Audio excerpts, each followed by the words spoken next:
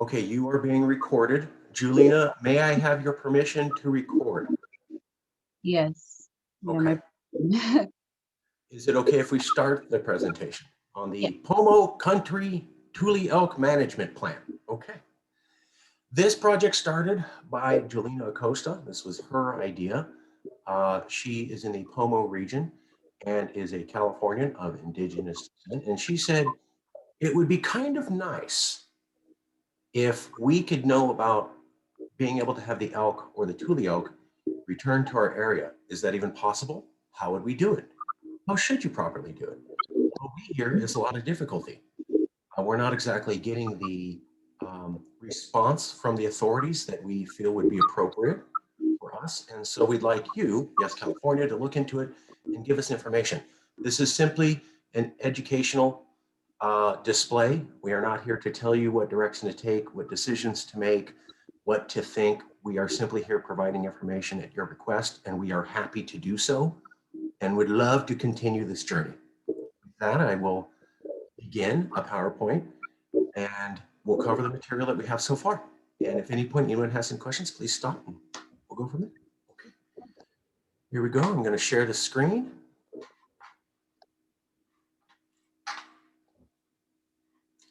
Okay, everybody should see a screen of elk, and it says this here, conflict in Point Reyes. This is how this presentation got started. There we go. Give me 1 second here. All right, that's a little better. So Jewelina and POMO indigenous people in California in the Mendocino region noticed that there was some issues going on, namely that I'm going to mute everyone until they speak, just for background noise. No offense to anybody. Okay, there we go. Apparently in the Point Reyes National Seashore, there is, although it's a federal park and there are Tule elk there, there's also cattle there. And there's a conflict between the cattle and the elk. In response to that, the Point Reyes National Seashore has decided to kill off the elk in order to protect the cows. 1 second here, I'm getting a little bit of feedback. Let me see if I can fix that real quick. Okay. All right, we'll just keep going. Anyways, this is the article that started us on this path.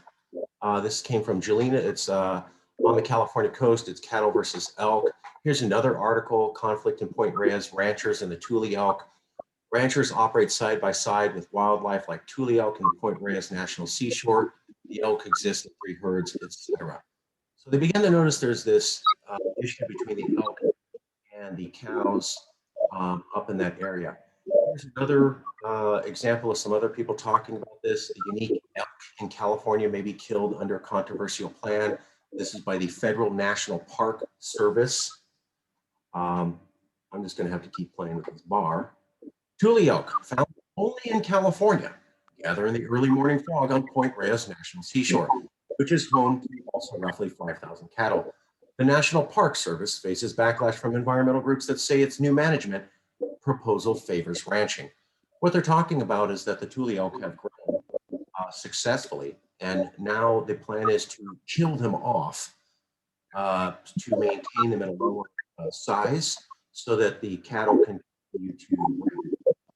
This is at the same time, as we'll show you, the Tule elk are still quasi-endangered, still have not expanded to their full historical extent, and are still not allowed for everyone to have access to, including the POMO indigenous. This is a map of the area.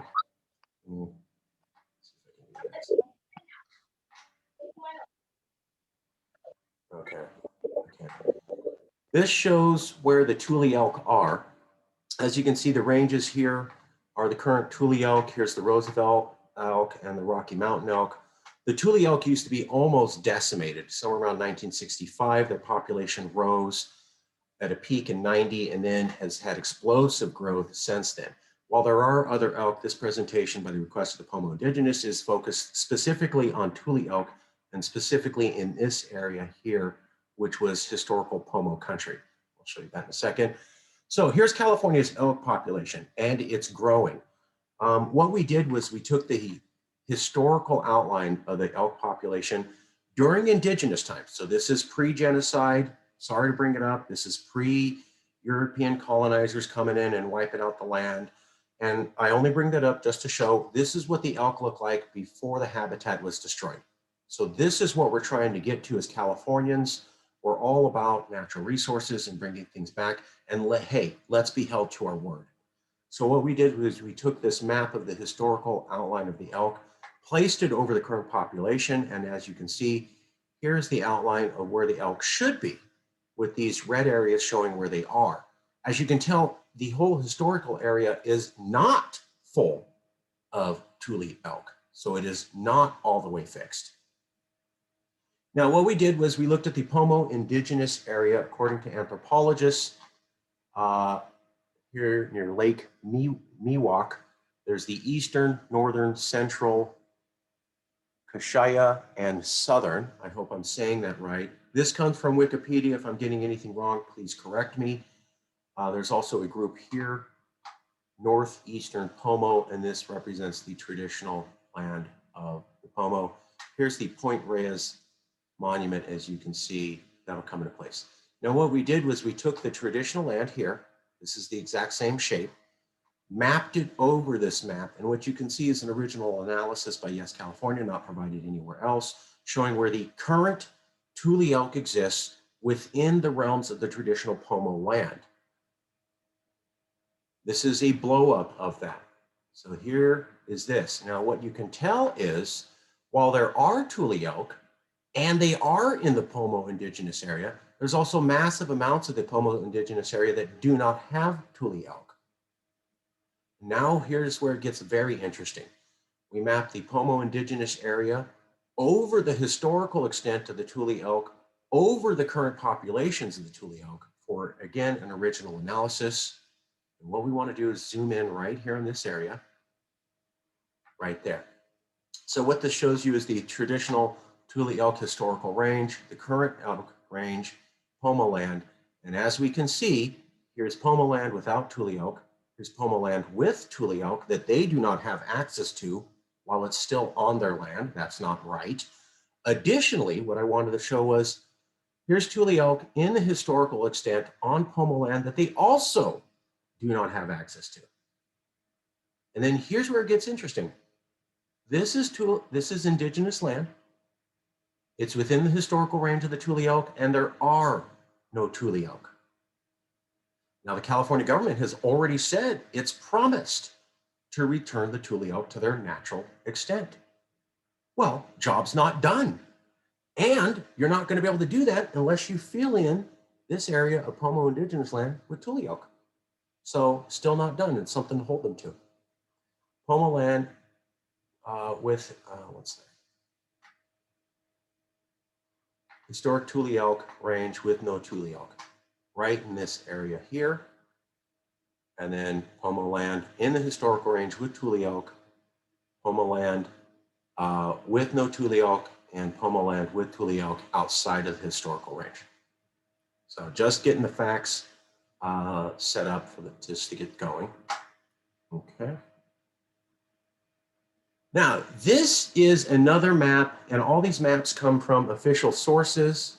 So this is from the California Fish and Wildlife, the official people to make a map. It shows the historical range of the Tule elk, as you can see here. Here's the POMO indigenous area. We remapped it over this. And then we also mapped the Tule elk within their location within the POMO indigenous area. So the Tule elk were, at least historically, within half of the territory of the POMO. Seems mostly like the southern and eastern, at least according to this map from the California Fish and Game. This is just to confirm where the Tule Elk, where they should be, and where the POMO intersect with those interests. Now, this is the California Department of Fish and Wildlife, and they offer hunts of the Tule Elk today, where you can get a permit from the state of California, the resource agency, California Department of Fish and Wildlife. And this is a map from their website called the 2020 Mendocino Roosevelt Tule Elk Hunt. This area in black, the California Department of Fish and Wildlife has said, we are allowed to give permits to anyone within this black line to hunt Tule elk and kill them. We alone have that right. We give permits and we let people kill Tule elk every single year. All you have to do is get a permit from us and us alone. And we give out permits to who we choose. Now, supposedly the permits are allowed to anybody and they're based simply on money. That's how separate private ranches are able to legally allow hunts. I just want to point out that these are the people that you're going to have to be dealing with. The California Department of Fish and Game, not just them, the specific Mendocino Roosevelt Tule Elk Hunt Agency. That is the exact specific government agency who has the right, according to the law, to deal with these issues. It's not just Fish and Game. It's this specific group. So now we identified a little bit of facts about the Tule elk, where they were, where they should be, where the POMO country is. Now we're looking into, well, even if they shouldn't, who's technically in charge according to the law right now. Just going over the facts. This is an overlap of the POMO traditional country over the California Fish and Wildlife Game Hunt region. So this area is the POMO traditional land. You can see it's the same polygon. There's roughly the same lake. It roughly overlaps the entire southern border of this hunt region. So what the California Department of Fish and Wildlife has said is that, hey, we have the right to offer hunts. And yeah, half of our territory is literally half of the POMO indigenous land. Just saying, these are the facts on the ground. One thing that's interesting is that the California Department of Fish and Wildlife, here is the hunt region. The hunt region is located within the Mendocino Tule Elk Management Unit. So California Fish and Game, underneath that, Mendocino Tule Elk Management Unit, underneath that, Mendocino Roosevelt Tule Elk Hunt Zone. These are the government agencies. Fish and Wildlife California, specifically the Mendocino Tule Elk Management Unit. Again, you don't have to deal with all Fish and Game, just the specific unit is the only one that's able to be in charge. And under their authority, there's a separate agency called the Mendocino Hunt Zone. These maps show that. You can see these are official government maps from that agency. We're not making this up. This is what they say. And if you're curious, this blue line is this line here. So this is the Tule Elk Management Unit, the whole thing in black. This blue line up to here is the hunt zone. So the hunt zone is within the management unit, as you can see by this line here, which is roughly this freeway here. I think that's 101 to the, I'm not sure, but it's whatever this freeway is. I imagine y'all would know better than me. So there are multiple elk management units. This is the way they do it. You're looking for the Mendocino and possibly the Lake Pillsbury elk management units. So the people that you want to deal with in the California Department of Fish and Game, here's Fish and Game, elk management units, Mendocino. Here's Mendocino. Here's that line that shows the difference between the hunt zone and the entire elk management unit. This is the POMO indigenous land here in black.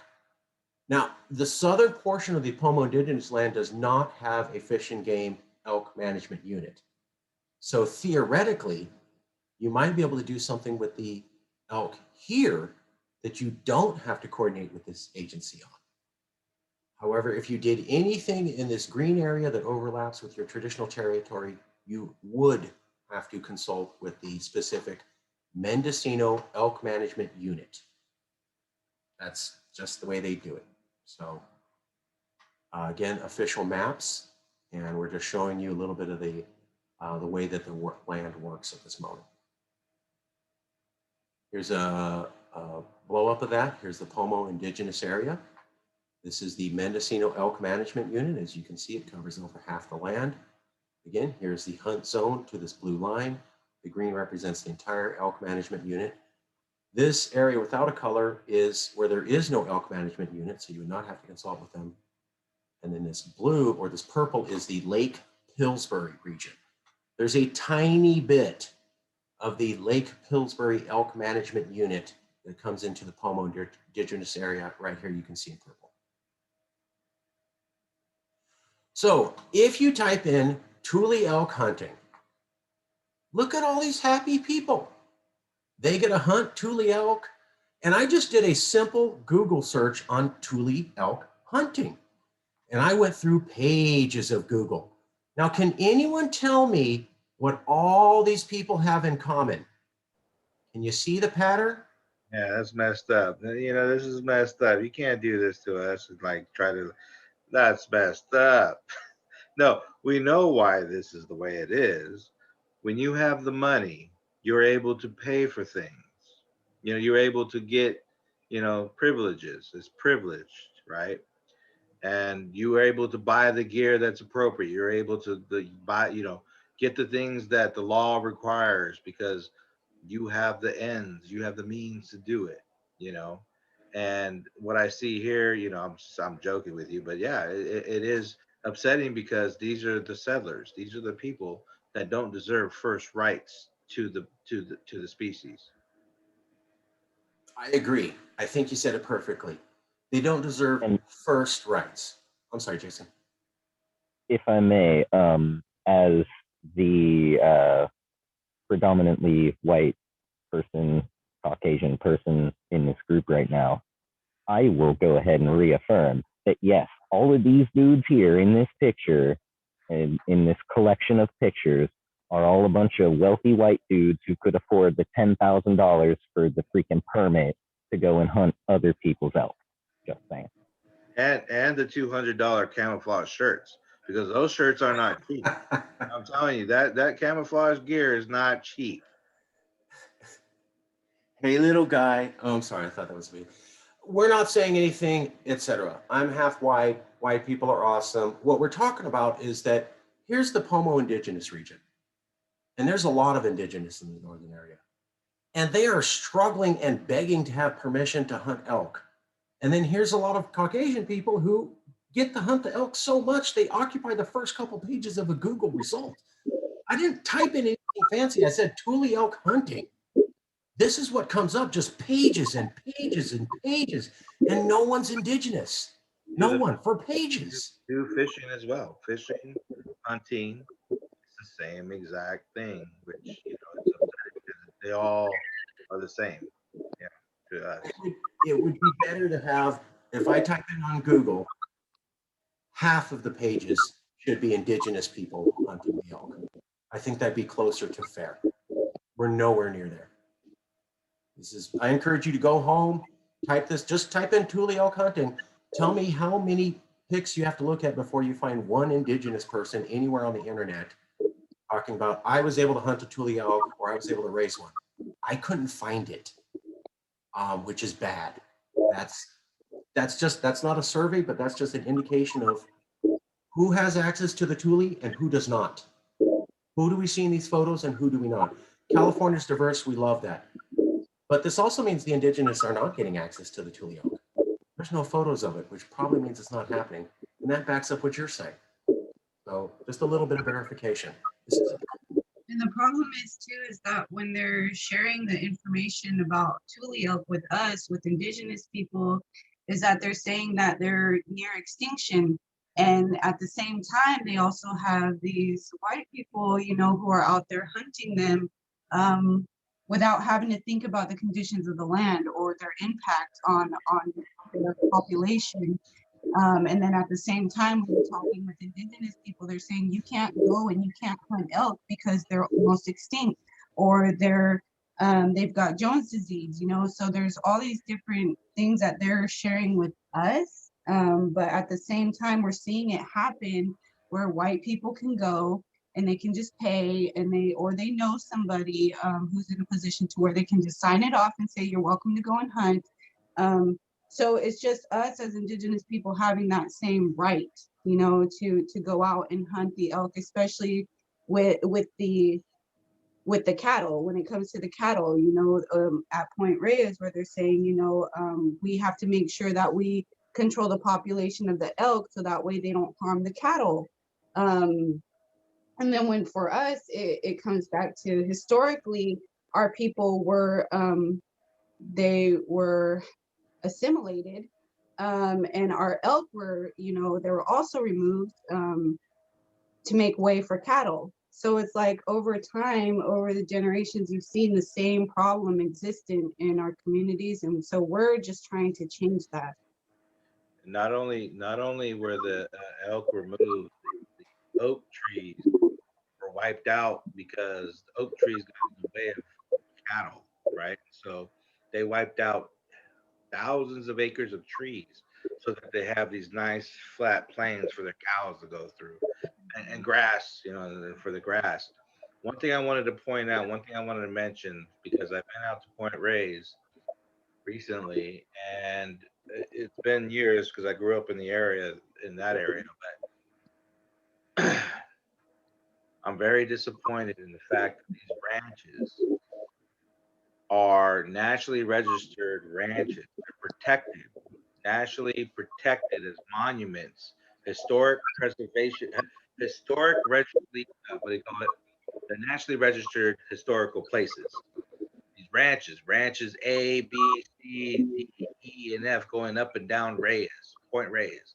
And I'm very, and as a tribal person, I would like to oppose those things. And I think that I'm going to try to get, you know, tribal support, especially with the tribal historic preservation offices, to say, hey, look, you're going to go and put you're going to put these ranches that basically were a symbol of the first symbols of genocide coming onto a piece of land. They were established in 1850s. So what happened in the 1850s? Well, the state just happened. California just got established. So all of a sudden, as soon as the state of California got established, oh, my ranch needs to be protected. My ranch, and there are cattle ranches. They're protected for cattle. That's why the Coastal Commission sided with Fish and Game and sided with the National Park Service to let them cull these elk, only because of this nationally, because of this federally registered, because they're protected, the ranches. And Jared, I saw this recently. Jared Huffman said we need to protect the legacy of these people. And I think our message needs to be, okay, over who? Over what? What legacy was there before? And when I go out there, I'm really upset. I'm really upset. They got cattle growing for their little baby lamb. They're growing little baby cows out there to slaughter when they're so much months old. They have little houses out there away from their mom so that they don't get raised with their moms, so they can be slaughtered for little baby lamb chops, or you know, veal, whatever it is, you know. That's torture. I saw that out there. And I'm like, this is more important. This is the message that needs to happen. This is what the tribal people need to know. Say, because that stuff needs to stop. That is an insult. When I see a nationally registered place, because it's from the 1850s out there on our traditional land. Well, that's not. We shared it with the Coast Miwok. And some of these boundaries that you showed, we challenge them because they're gray areas. You know, there's no, oh, the Coast Miwok on that ridge and we were over here. No, we shared a lot of these areas. Same thing with us up here with the Yuki. Shared lands with the Yuki, the Wailaki. You know, that was not just POMO. And we were all, you know, came up to some anthros to draw some lines. But what I'm saying is we need to, like, not just take those boundaries as that's set in stone, but look, there's some outliers here. You know, this spreads, right? And so we use the land, you know, and it was not just where, you know, that that line stops, you know, and the Mendocino County units, how they've established that. They've also done that according to political boundaries, you know, and so they're not taking it according to how the tribes were set up before settlement. So I just wanted to say those few things. Thank you. You're totally right. You're totally right. So I'm going to cover everything in detail, and I'm very procedural. I like to cover the material before I jump to the conclusion. Sorry. But let me give you a little hint of where the conclusion is going to be. I am so proud that, yes, California took on this project, because none of this is in line with California values. So the preservation of these monuments on indigenous land is a preservation of the genocide, right? That's why this happened. They were done at that time. So we're talking about legal mechanisms that were set in directly tied to the genocide. They literally did the wipeout, and then they did legal mechanisms to hold the property. So when we say, hey, that's our lineage, that's our generation, to what? To the genocide. It's much the same as someone saying, hey, my family owns this home. You can't take us from it. Well, who owned it before then? My grandfather. And who owned it before then? My great grandfather. Well, your great grandfather was a slave master, and this was a plantation. Nobody respects that and goes, you know, that plantation slave owning family worked really hard to maintain that plantation. They should still have a right to it. People don't talk like that. So why is it different here? It's not. Additionally, cattle are not indigenous to California at all. Secondly, Californians are trying to get off meat and beef. Third, we don't like pollution, and I am blown away that the Coastal Commission would permit this, as the Point Reyes National Bay is now one of the most polluted and dangerous seashores in all of America because of the amount of fecal matter runoff from the ranches. For the Coastal Commission to allow that is not doing their job of preserving the natural environment. So there's a lot of not preserving the environment, allowing the destruction of the environment, not returning native species, not making up for discrimination that's going on here. And none of that is lined up with California values.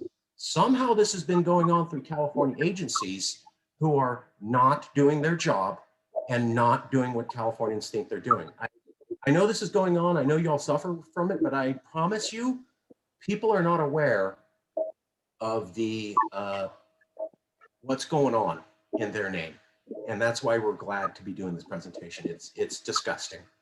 And one other thing I wanted to mention, because you brought it up with the Mendocino County unit, Elk Management unit, and the private ranching that's going on. You know, the Sherwood tribe up there, up in Willits, our reservation, part of my traditional homeland is up in the northern Mendocino County area, and within it, and literally right down the street, right down the road from my reservation, is one of these ranches where, you know, they even had some guy from some celebrity come out and try to do an elk hunt.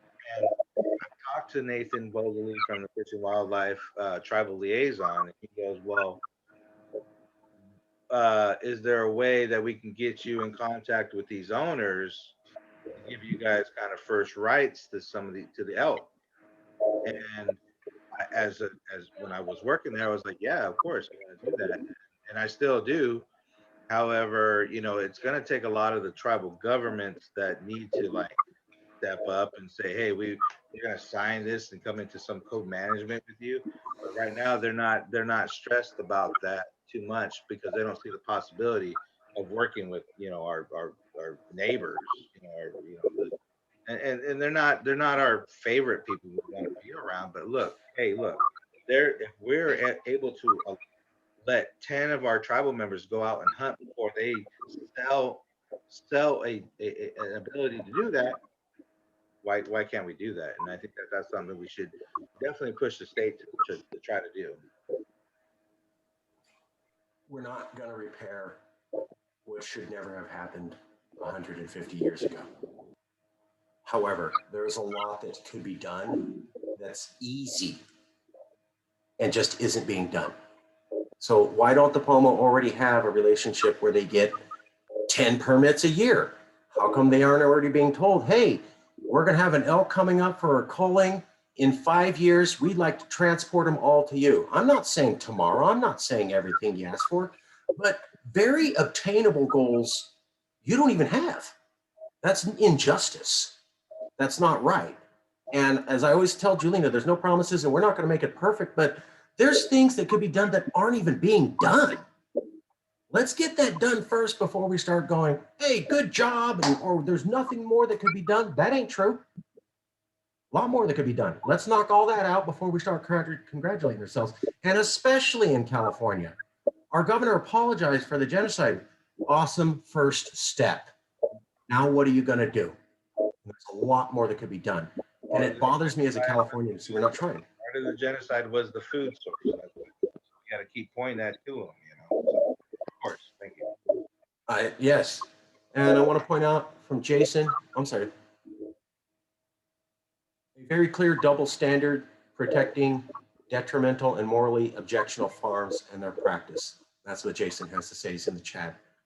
We'll be bringing Jason in, and Jason's always available to any POMO who has a question about the technical material. I rely on myself in 10th.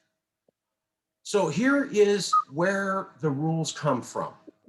So there is the Elk Conservation and Management Plan from December 2018.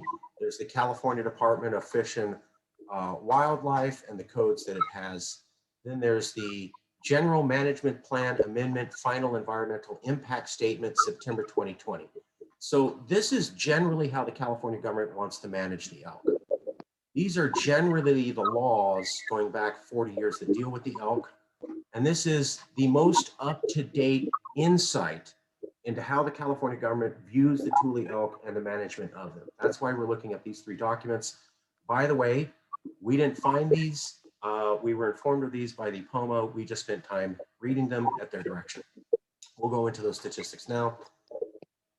So the first one we're going to cover is the Point Reyes National Seashore North District of Golden Gate National Recreation Area, U.S. Department of Interior, National Park Service, General Management Plan Amendment, Final EIR, September 2020.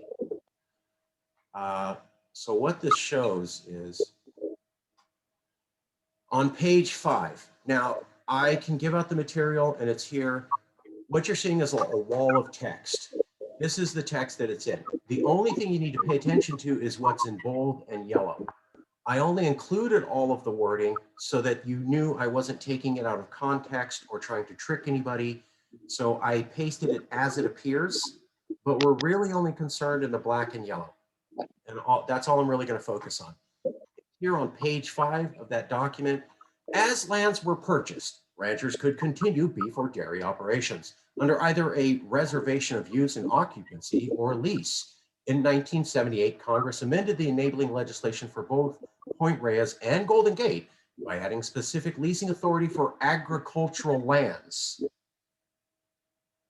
The National Park Service uses these statutory authorities to issue agricultural lease, special use permits for multi-generational ranching and dairy operations when a rancher's reserve the right expires. 24 families hold lease permits or RUOs on approximately 18,000 acres or 10,000 acres, and approximately 2,400 animals of beef ranching and 3,325 dairy animals. So on page 5, what they're saying is that the National Park Service, by law, is there to protect agricultural land. The National Park Service is there to protect agricultural land. I've worked in government for 20 years. That's really bizarre. Why is a park service protecting something? Ag should come from ag, not parks. So this is already a convoluted, weird government relationship that goes back decades. But I'm just telling you, with working in Sacramento for 20 years, that's not normal. You would have the agricultural department issue ag permits. You have some other department do it. That's just bizarre. It is the law, though. So just letting you know. Okay, here we go. Moving on, part 2. Page 6. 10 Tule elk were successfully reintroduced to a 2,600 acre fenced wilderness reserves on Tamales Point in 1978, according to the 1998 Tule Elk Management Plan. The National Park Service determined an appropriate population level and methods for managing the free-ranging elk in Point Reyes in line with the 1998 Tule Elk Management Plan. Activities associated with beef and dairy cattle ranching would continue to affect watersheds in the planning area, primarily as a result of livestock grazing and dairy operations. Removal of dairy operations under Alternative Management E would eliminate adverse impacts to surface water quality associated with manure and nutrient management. So on page 6, they are literally admitting that cows are bad for the environment and that not having cows would be great for the environment. They're just straight up saying it. So when they're telling you cows, this is something to point to going, your own document says cows are horrible for the environment and getting rid of them would be great.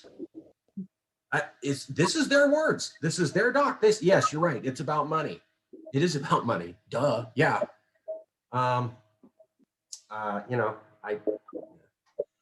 I did want to point out that what they're doing though is they're saying this 1998 Tule Elk Management Plan is a key document and that they determined how to manage Tule elk from that document. So this document here, this 1998 Tule Elk Management Plan is the first time the government said, here's how we manage elk. That's a key thing. It also points out in 1978, they were taking Tule elk and moving them to brand new locations. So they've been doing relocation for about 40 years. So the idea that they can't move Tule elk is total trash. They've been doing it for 4 decades. Don't ever believe them when they go, we can't move Tule elk. That's a lie. And it was successful. And they have management strategies from this document, so maybe that's another document to look at. Additionally, they point out that the dairy cows are bad. So, page 12, Alternative B would maintain the free-ranging elk herds while limiting the size of the Drake's Beach herd to 120 individuals through lethal removal.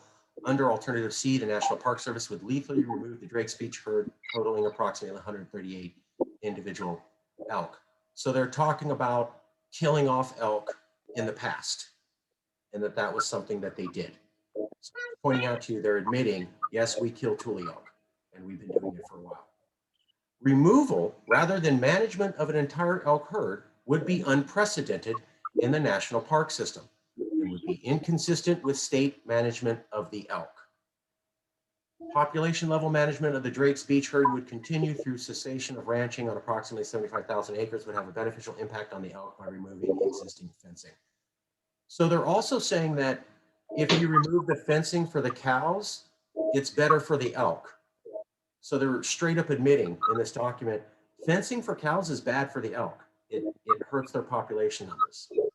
They're also saying we kind of prefer killing off the elk than allowing them to be moved.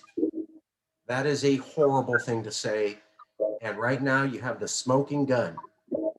You said it's better that they're dead than that they move. But on the previous page, you admit that you have done relocations and they were successful. That's a contradiction. That's a contradiction. That's a contradiction. That's a contradiction. Hey, folks, we were successful at moving elk for decades. Hey, folks, we're against moving elk. That doesn't, what are you doing? Yeah, money, but now you know and you can start holding these things against them. In your own document, you said this thing, so don't tell me you didn't say it. I got the page number and the quote right here. Page 20, let me make sure that I didn't miss anything. Page 23, the enclosed herd has grown to one of the largest in California, comprising 400 animals. Point Reyes is the only unit in the National Park Service where the Tule elk reside. CDFW manages all other Tule elks in the state. So that's saying Point Reyes is the only place where the federal government has control of Tule elk. All other Tule elk are managed by the California Department of Fish and Wildlife. So we're identifying who's in charge. Point Reyes, feds. Anywhere else in California, Fish and Game, California. Don't even need to consult the feds. It's them. That's who's in charge. That's why that's important. A month disease monitoring quarantine, 20 elk were released in 1998 as the free ranging herd. What that's talking about is they already dealt with Jones disease. They quarantined them for a month. If the elk don't die, they do transport them. So there is a way around that disease. Having the disease is not the end of the story. Being worried about the disease does not mean they can't be moved. They literally admit it right there. Animals would remain in point res national zones near Lima Toro in an area buffered by major freeways, ranches, and NPS lands. So that's key. There's freeways, and the elk apparently don't like freeways. That's what they're saying in this report. So the elk see a freeway and they kind of don't want to go near it. So it kind of limits their range. You don't have to agree. This is what the report is saying. I am not presenting myself as a Tule elk expert in any way. If any of the information you disagree with, please say so. That's why we're having this seminar. They like it a lot less than the deer. Sure, you know, the deer love. Okay. If you have knowledge, please say so. We are only here to say what the officials are saying. Well, it just goes to what the species is. The species is a very smart species. You know, that's why they live. You know, that's why they lived amongst the grizzly bears. That's why they lived amongst the mountain lions. You know, they're very smart. This is what I'm getting back at. You know, the cows are not very smart, but the elk are very smart. But we want cows, we want elk, because we can control the dumb things. We can't control these because they won't stick in the fence line. You know, and that's what it comes down to, because it's about control, right? I mean, we can control how much money we're going to make from this thing. And that's what it comes down to. And I think as tribal people, as tribal members, as tribes, we need to push in that point. Absolutely. But yeah, I agree with that. I mean, of course, you know, they're smart animals. I think people also need to understand that we held a relationship with the elk because the elk would lead us to bird streams, medicines, herbs that are good for us, and cattle don't do that. Cattle don't, like you say, you know, they're not as smart. Pretty primitive animals, I guess. They just eat and shit all day. They like to stand in one spot a lot. They're able to, we had that relationship with them, and when they came here and they slaughtered us as well as the elk, it was because they knew how important the elk were to our people and how we held that relationship. And yeah. When the English in the 1800s had to deal with a people called the Irish, and they wanted to conquer them, they introduced bacteria into the potatoes. It's called the Irish potato famine. 1 million Irish died because the English poisoned their primary form of food in order to control them. When Joseph Stalin wanted to control the Ukraine region, he wiped out their wheat harvest. So this is an old school tactic. You find out how those people eat and you destroy it if they are rebels and don't do what you say. And it just places them in. Oh, please, if I may, please. Yeah. And when the United States government decided manifest destiny was their God-given right, they decided the best way and easiest way to exterminate an entire genotype was to attack their feed source, the buffalo. Yes, exactly. So this is one of many times where the colonizers at that time, following Manifest Destiny, figured out this is how we control the indigenous. We wipe out their primary food source. It's hard to live when your primary food source is gone. It's just tough. You typically have to move on. And that's what they wanted. It's called democide or ethnic cleansing. We kind of want these people to leave. How do we encourage them to go? Well, you shoot a bunch of them, scare a bunch of them, and then the ones you can't find, you kill off everything they could eat. They'll move themselves out of town. And by the way, it's considered a war crime, according to the United Nations, just putting that out there. Wasn't around in 1850, but everybody says that's horrible. Just like Jason's saying. Jason, excellent point. Well, if it happened today, yeah, you know, no one would be like, what?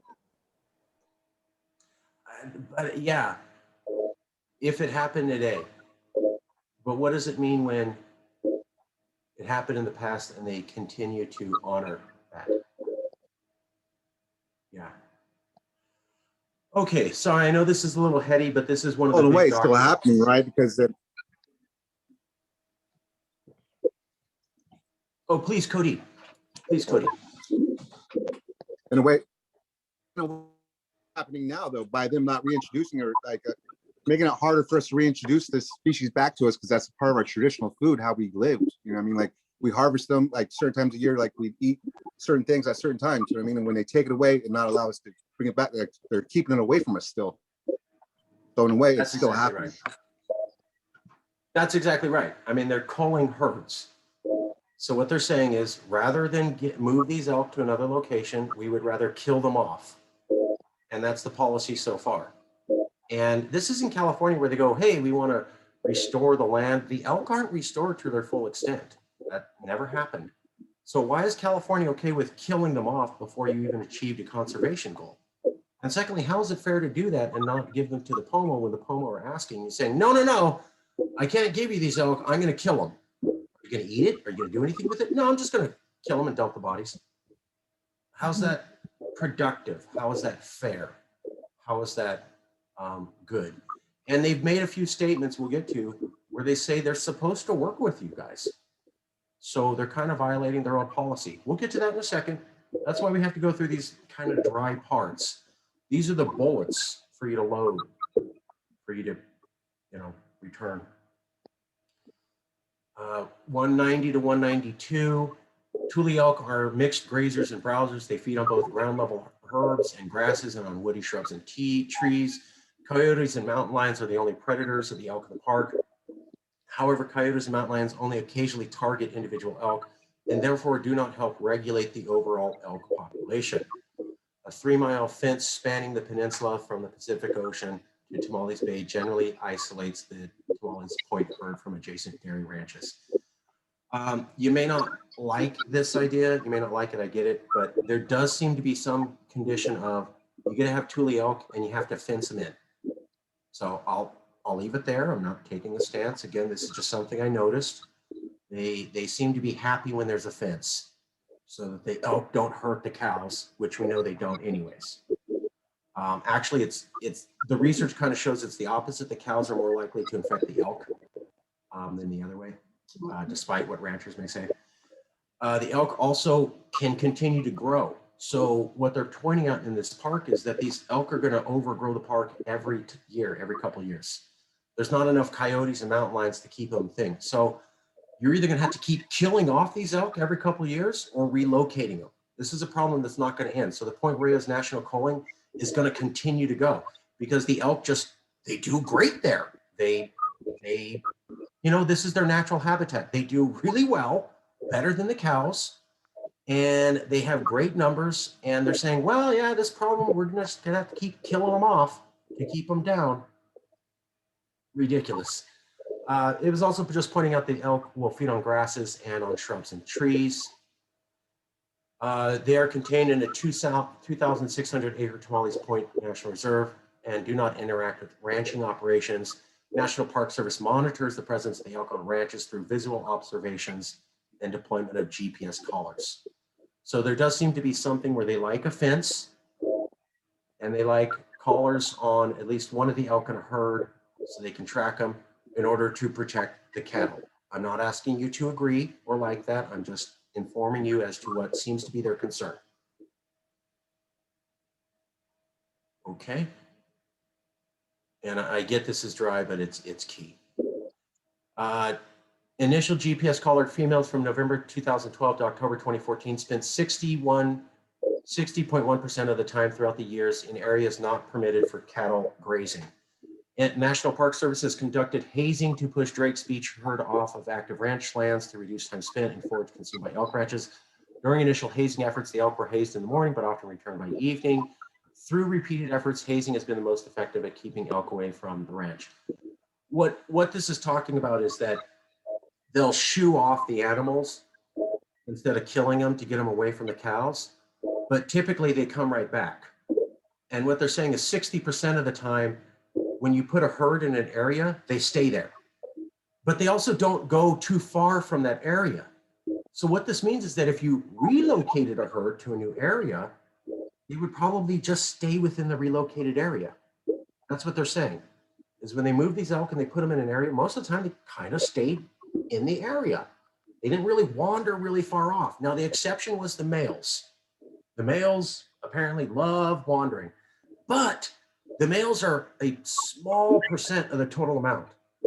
The females and the kids and the juveniles are like a huge, this is the numbers. Like, here's the males. Yeah, they wander, and here's the rest of the elk. And overwhelmingly, if you transplant them to a new area, they'll stay there. They'll not try to like go back to where they're from. They go, oh, this is where we're at. We're supposed to be here. So this is them admitting it. This is a good sign for relocation, just saying. A recent study using GPS collar data confirmed National Park Service findings that male elk in the Drake's Beach herd tend to spend more time on ranches than females. Elk data analyzed through 2008 demonstrated that females spent an average 60% of the time in areas not permitted for cattle grazing, compared to 13% of the time for males. Overall habitat selection appeared to be most consistently correlated with low elevation habitat on gentle, south-facing slopes near ponds. However, biotic factors related to forage productivity and livestock production had the largest effect on elk habitat overall, which suggests that cattle play a noticeable role in determining the distribution of the elk in the system. What they're saying is the elk like low, gentle hills and being near ponds. That's just something they generally like. So if you're going to locate them, try to find something like that. Additionally, if the cows don't eat all the grass, they can do quite well. What they're saying is the number one thing that hurts the elk is the cows eat everything. So this isn't them admitting that the cows destroy the land. They just consume everything. And that's the number one factor. It's also pointing out, again, males will be a little bit hard to control. The rest of the herd will be totally fine. If you move them to a new location, the majority of the herd's going to stay there. You will have to watch the males when they get to that certain age where they think they're hot shots. But you can deal with that with GPS collars. So you don't have to GPS collar everybody. You just have to watch the guys. And most of the elk are going to roughly stay where you want them.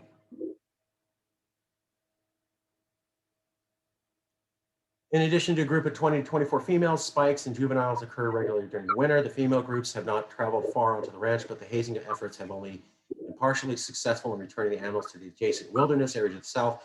Elk occurring on ranches have the greatest effect on cattle fences and the forward availability of forage, with less of an effect on the consumption of supplemental feed. Tend to follow established routes of travel. Fences are usually crossed in the same areas repeatedly.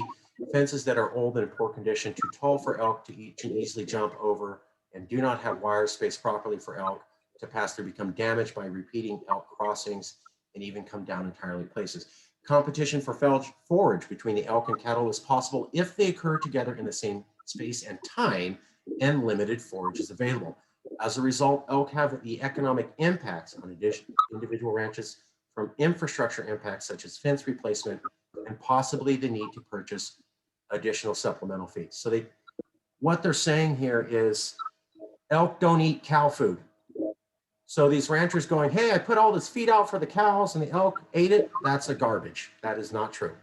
Elk don't like cattle feed. So if any rancher's saying, these elk ate my ranch feed and that cost me all this money, not true. They don't even like that food. They like shrubs and grass. Now the cows like the feed and the shrubs and grass, but elk near cows never results in that cattle feed being eaten. So ranchers, you're kind of wrong complaining about that. Additionally, the elk will only tear down a fence if it's in a path they're used to. They don't charge at the fence and try to tear down the whole thing. They're trying to get to some particular path area and they'll walk along that area. So you just have to fix the fence in that area. What this is showing that the ranchers' costs are actually small. It's selective parts of the fence that have to be repaired. And no, they don't eat the cow feed. So that's limits to what the ranchers can claim in this official document.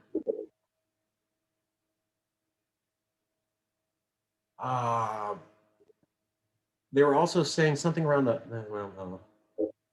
While elk have occasionally been seen consuming the supplemental feed has not yet been identified as a significant or widespread problem. Ranchers have not reported instances of elk from the limiter herd consuming the feed. NPS has received reports of bull elk goring dairy cattle in the Drake's Beach, despite absence of really any real-time observations of a goring incident. What they're saying is, ranchers are saying, these male elk come out here and kill my cows. And the National Park Service is saying, do you have any evidence? Because it doesn't look like it. So this is the National Park Service calling out the ranchers and saying, looks like you guys make things up just because you don't want the Tule elk around. They don't eat your feed and they don't kill your cows and they don't destroy your fences. They only tear down parts. So this is the Park Service contradicting the ranchers in their own words. Page 193, several diseases have a potential impact. Jones disease and CWD are two diseases currently a concern for ungulates, including elk. The most common source of Microbacterium paratuberculosis is feces or manure. Ingestion of food tainted by manure containing the microbe is the most common ways the animals become infected. Individuals in the Point Tamales herd were infected from Jones disease, probably from cattle.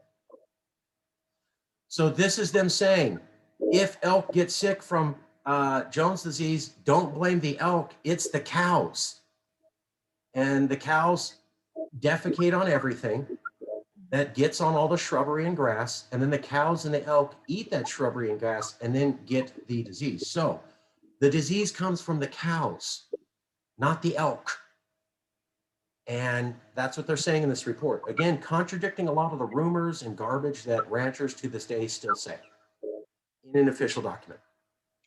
And if I may, another environmental impact that the cattle have in comparison between cattle and elk is that, like, elk and deer and goats and, you know, animals like that, their feces is it's like pelleted, whereas cows are known for leaving cow pies, these large swaths of feces that does not allow for anything to grow under it.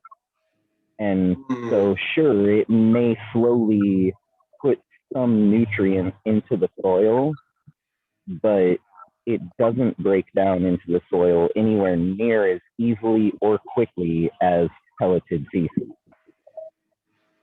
It also means that the feces stays up on top and is therefore more likely to be ingested. And if it contains Mycobacterium, the Jones disease bacteria, then yeah, that elk is pretty much going to get it. And it's all ruminating animals. So, like, you know, it's not just elk.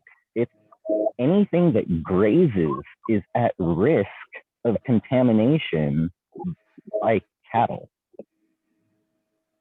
So because of the way the species are, it's highly unlikely that the elk would contaminate Jones disease, where it's incredibly likely the cattle would, just because of basic how they, you know, process material. The population trend among elk herds in the planting area seems to be steadily increasing. This is them admitting they can't keep these elk from constantly growing in numbers. The Point Reyes elk are believed to be the most inbred in California. So why are you killing off these elk instead of moving them to other areas where they could breed with other populations? You're admitting that you have the most inbred population of elk in anywhere in California's Point Reyes, but instead of moving those elk to another herd's area and increasing the genetic diversity, you're saying, let's kill them off, which only, so you have a small bottleneck of genes. You could be introducing outside elk into this herd. You could be taking their herd and introducing it into other populations, getting genetic variants. Instead, what you're saying is, let's kill off a chunk of the population. That only shrinks the genetic variability. So the inbreeding gets worse every culling you do. This is like really dumb. You're making the problem worse. So just a lot of contradictions in their own words. It's what we call counterintuitive. Yes, perfect. Page 204, we're almost done with this section. Thank you for bearing with me. Free-ranging elk are not expected to exceed their carrying capacity and point rates in the near future. So the effect of resource limitations on elk survival or productivity is not currently an issue if the population expands. Any action that would increase elk productivity and survival of the population would be beneficial impacts on the elk. Again, they're talking about these elk just continue to grow. While continued exposure to the bacterium that causes Jones disease has the potential to impact individual elk, the overall impact of Jones disease on elk is not anticipated to be adverse at the population level. This is them saying, wow, Jones disease doesn't really seem to pop up in the elk. Almost like it's a cow problem. That's what they're admitting. Just saying, their words. Okay, we're almost done. Ranch operations competition with grazing livestock would not limit elk survivability or productivity because grazing resources are not currently a limiting factor for elk. So you can have cows graze on the same area that elk do, and it doesn't hurt the cows. Fences would continue to result in potential for injuries to individual elk from entanglement. However, installing additional elk crossings at appropriate locations could fix that. So they're saying if the elk, they won't tear down a whole fence. They'll find one section of the fence they want to pass through. And rather than just replacing the fence, modify the fence so that you let them get to where they want to go. They're not destructive animals. They just have a place they need to go. And if your fence is in the way, it's in the way. So you can modify the fence and they'll stay within your fence as long as you let them go where they want. They're very reasonable animals is what it appears to be. Management of invasive plants has and would continue to have a beneficial impact by maintaining grassland habitats that's suitable for elk foraging. They're just saying, you know, keep the grasslands good for the elk. Opportunities for hiking, biking, and equestrian access in the planting area would not limit elk movement or create entanglements. So you can have an elk herd move to POMO country, and you could still have the public walk through, bike, do whatever. Just because you move a Tule elk herd into an area doesn't mean it's dangerous for people. So if you do move the Tule elk to an area in POMO country and someone's like, oh my God, you'll hurt people. No, the National Park Service says that doesn't happen. It's totally okay for us to have people walking around with the elk. They're just not really violent. Elk at Point Reyes are accustomed to some level of human activity. NPS would avoid constructing any trails or access projects in locations that would have high potential to disturb the elk. So they're saying don't even try to put fences where the elk are. Continue ranch activities under alternative B would not result in a measurable change in grazing conditions for the elk because grazing resources are not. I think I already covered that. Ranchers may elect to use livestock guarding, which potentially. So they were talking about how ranchers may use livestock guarding animals, which are a way of killing the elk. So they're admitting that sometimes ranchers try to kill the elk by having dogs and that protect their cattle herds, but these dogs are very violent. And they know that if elk get too close to the cattle herd, the dog will just run up and kill it. And that's what they're intending. And the National Park Service is saying, we see you. You're saying that dog is to protect the cattle, and maybe it is, but you kind of trained it so that it brings down an elk if one even gets clear when it doesn't need to do that. This is the National Park Service, again, calling out the ranchers. Use of livestock guarding animals to haze elk would be prohibited. It's not okay to do that, ranchers. National Park Service. So when you have a herd of 120 individuals, they're usually talking about killing 12 to 18 elk. This is just some numbers for you. So we're looking at about 12 to 18 elk being killed off annually. That means under 20 elk could be relocated, but instead they're choosing to kill them. 20 is a pretty good number. You could start a herd off that. NPS would consult with CDFW, California Department of Fish and Wildlife biologists to develop an implementation strategy and determine annually the number of elk by age and sex to be removed from the Drake's Beach herd. So they are talking about somewhat removal of herds as an option. Preventing new herds from establishing on areas under lease permit, although male elk would be allowed to wander. Male elk stray. Again, male elk stray, but the rest of the herd stays in place. This is. Does it go into how they get this 120 necessary number, like this number needs to be at 100. Does it go into any of the logic behind that? To I can select, double check. yeah, I can double check. I'll make a note to double check. I don't think so. it seems arbitrary, like, oh, we just want 120. So anything over 120, we just remove. So that 120 seems just like a weird number to come up with. Good point. They do keep hitting on that number. They keep referring to 120 as the size of a good herd. I don't know if that's based on anything or just some number they felt, hey, around 120 is a, because they talk about genetic diversity and et cetera. And so maybe 120 is the number they came up with. I can certainly look into that. Thank you. Any other questions you have? We can look into. Now this is talking about how they're saying lethal removal would not be used to control a population of the lemur herd, which would be allowed to expand. So while they're talking about the Point Reyes herd getting culled, they're also talking about some other herds saying, oh, we shouldn't kill them off and we should let them grow. So they're sort of contradicting themselves with the goals of what they're saying to do with the elk. Again, there's that number 138 elk. There's 120 to 138 they seem to think is the right number. Removal rather than management of an entire elk herd would be unprecedented in the national park system and inconsistent with the California Department of Fish and Wildlife. So they're saying we should never move these elk. Not happy about that, but it is there. However, I'm going to show you where that contradicts some other things they're saying. Ranch activities would not disturb the elk once ranch activities cease, which would result in long-term beneficial impact to the elk population compared to existing conditions. Removal of existing ranch fencing after ranching is phased out will result in beneficial impact to the elk. So if you pull the cows out and you pull the fencing, the elk grow in a population. The removal of cows, removing the fencing allows the elk to grow. That's what they're saying. Hence, the fencing of the cows is not good for the elk growth. Okay, thank you for bearing with me.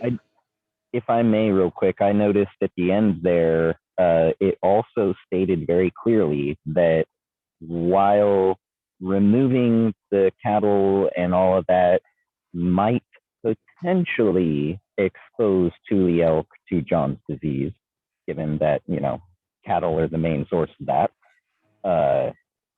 It does say pretty clearly, John's disease will remain with the Tule elk herds at levels that impact individuals, but not at a population level.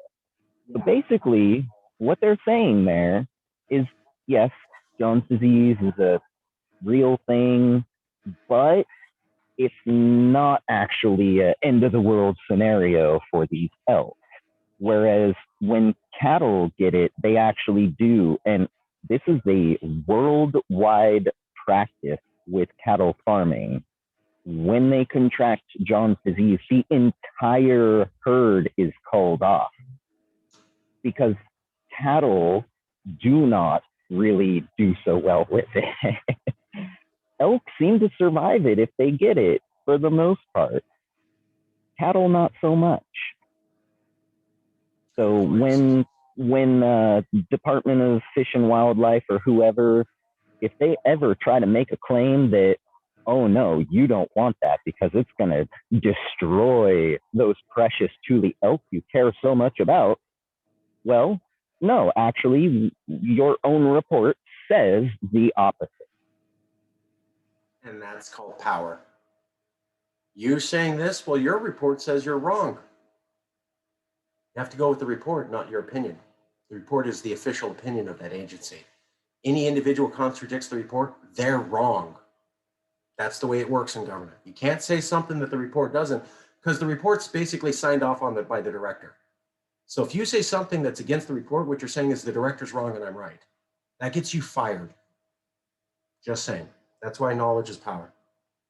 Elk Conservation and Management Plan from December 2018, California Department of Fish and Wildlife. I promise this is much shorter. Page 30, ongoing management efforts by the Department of California. Tribes' historical translocation efforts contributed to the recovery of elk populations in California. Consistent annual hunting began in 1986. With the expansion of the elk range in California since 1970, the need for surplus elk for additional reintroductions and further expansions has diminished. Much of the historic suitable habitat now supports elk. Management goals is to sustain or increase elk populations. Ongoing and future management efforts would likely involve translocation of surplus elk to improve the status of an existing population, maintain or increase genetic interchange between isolated populations, and to recolonize elk to their historical ranges. This growth has resulted in depredation complaints and other conflicts on private property. So in this plan, in 2018, they are saying California Department of Fish and Wildlife is supposed to work with indigenous people to relocate elk. California Department of Fish and Wildlife is supposed to work with indigenous to relocate elk to either improve their location, improve their genetic variability, or reintroduce them to their historical range. Remember the maps? I'll show you in a second, but reintroduce them to their historical range. And they're supposed to work with you. And they said that in this plan on page 30. Have to work with you to reintroduce Tule Elk to their historical range. As conflicts between expanded elk, just please. If I may, real quick, that means for all indigenous nations folk in California that the current state government of California actually has a legal mandate to include you, to work with you, to listen to you. So a lot of folks like myself, we can go to the state government and make a stink. And when we make it known that, hey, I know you are legally obligated to do this, you legally have to do this, all of a sudden they go, oh, shoot, I don't want to be caught for breaking the law. Because what looks the worst for a politician or elected official who's supposed to be following laws and making laws? Nothing looks worse than when they're actually convicted of crime.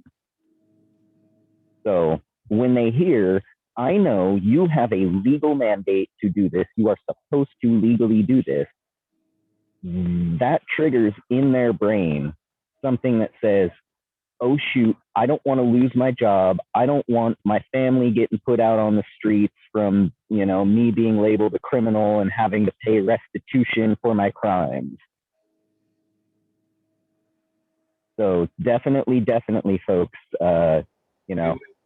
We really wish that, state people, that they would feel that way, and you would help that the federal agencies feel that way, because the Bureau of Indian Affairs has the obligation to protect those things as well. And so you would hope that they feel that way, but they don't. And so it's up to the tribes and up to the tribal people to actually keep pushing that and keep reminding them of that, because not that they will lose their job. This is about 150 years of them controlling this. They'll never want to give up control, right? And so, but they're saying, hey, we're going to give you some, and we recognize you've been here and all this. We need to take advantage of that as much as possible. But there's also the Truth and Healing Council that the governor has created, a task force, and this is one of those things that even with the Truth and Healing Council, which I know there's some people on there, tribal people on there, that keep bringing this up, but still, it's only one person. It's not the entire state of California. So, and the various amount of tribes we've all experienced different things, but very similar. So, we these things need to keep going to the state as far as like, you want truth and healing. The truth is, you kept us from this. You did this. You put cows ahead of us. You put horses ahead of us. And then what? And then you're still doing it. And so I think that that's where we need to go to too. Because they're putting a lot of money in that Truth and Healing Council. A lot of money. And I think that that's why it's important for us to have meetings like this, so that way we can become educated on what their laws and their regulations are that help them to keep getting away with this stuff, because they're not working with us.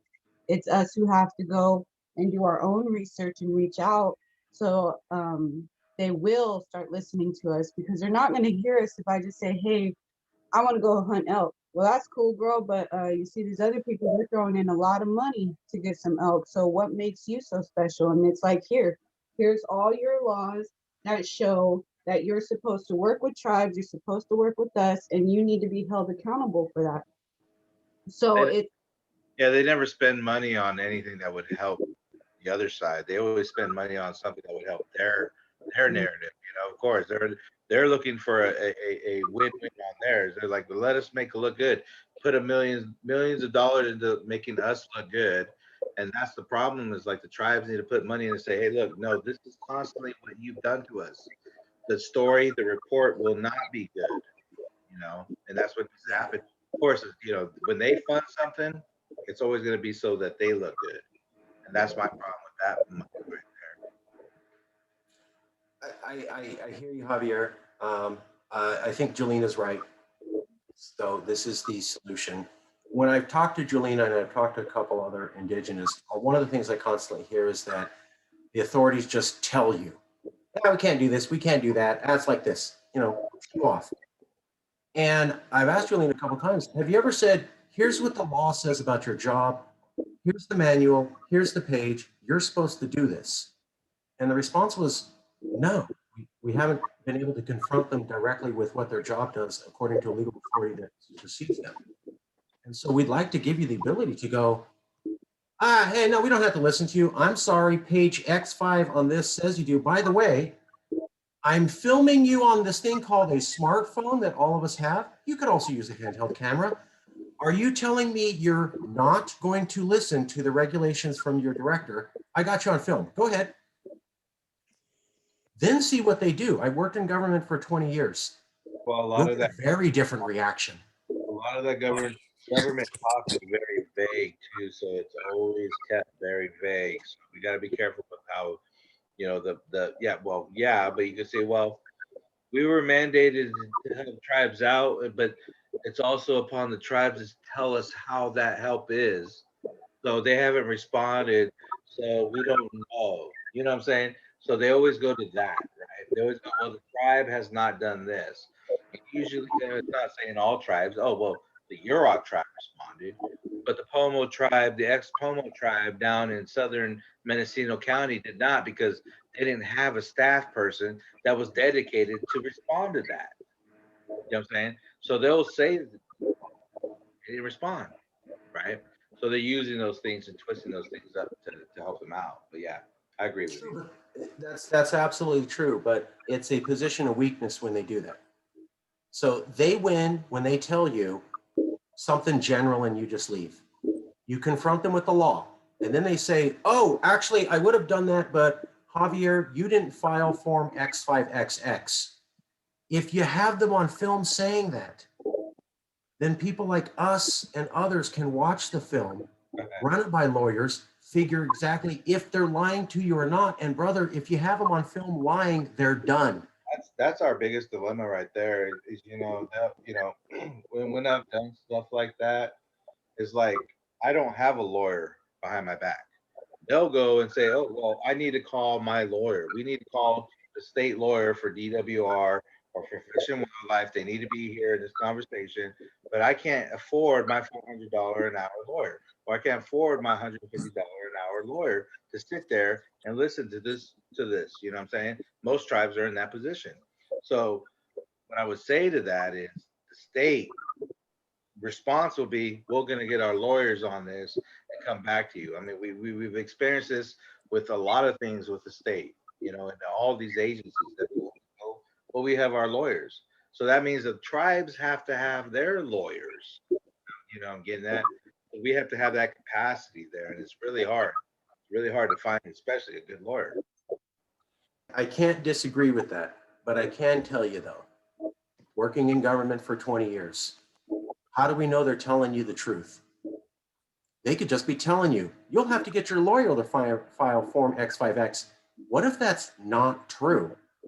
And technically, you, Javier, could just file Form X5XX if you knew where the form was. Well, Javier, if you record a public official, then the entire world gets to see. I can't go to those meetings. I can't introduce, we have lawyers. We have 160,000 people across California, but I can't show up at those meetings. You guys got to get them on camera, locking themselves in, and then you feed it to the world. And we go, well, actually, Jewelina and Javier, we looked into what Director XXF said, and it turns out that's wrong. This is right. That's wrong. This is right. And if you just file this form on this page, you can do it. Then you go to a second meeting. Hey, Director X, you said XYZ. We ran that by some lawyers. They said you're dead ass wrong. Here's what they said you have to do. Are you saying these lawyers misinterpreted X code XXX and didn't get it right? You're on film, sir. And we're going to show this to the governor. So try that and see how they react. I promise you, you'll get a different reaction. You're going right into the co-management. You're going right into so the state of California, Department of Fish and Wildlife, the Fish and Game Commission, people that are elected to be in there and make these rules and regulations concerning the Department of Fish and Wildlife, so setting up the zones, setting up the regs, setting up the tag, setting up the take, are people that are sitting there saying, we want to work with the tribes and co-manage all these species. Well, they're not helping the tribes to be able to do that, number one. And number two, they're expecting all the tribes to have the same capability to do that, to manage those resources on their own land, yet do it in their Aboriginal territories too. So what I'm saying to you is co-management. So the state of California said, yes, the tribes in California have the right to co-manage whatever species they think that they can help co-manage with us. The state has said that. Fish and Wildlife has said that. They're working on how that looks, and so they're working on agreements with each tribe on whatever species are important to you. Our thing is, well, how are the tribes like in Mendocino County, who are very small with barely any environmental, barely able to go and do our traditional cultural practices, go hunt, to go gather our stuff, yet sit there and have to go manage it with you guys and still have the ability to feed our families, to be able to make a living to live in this world. We're not able to do it. You're asking us to be us, yet still survive in this world. And it's really hard because co-managing elk, right? Co-managing elk. We're not looking at my reservation. We're not looking at just one piece of land. We're looking at our region.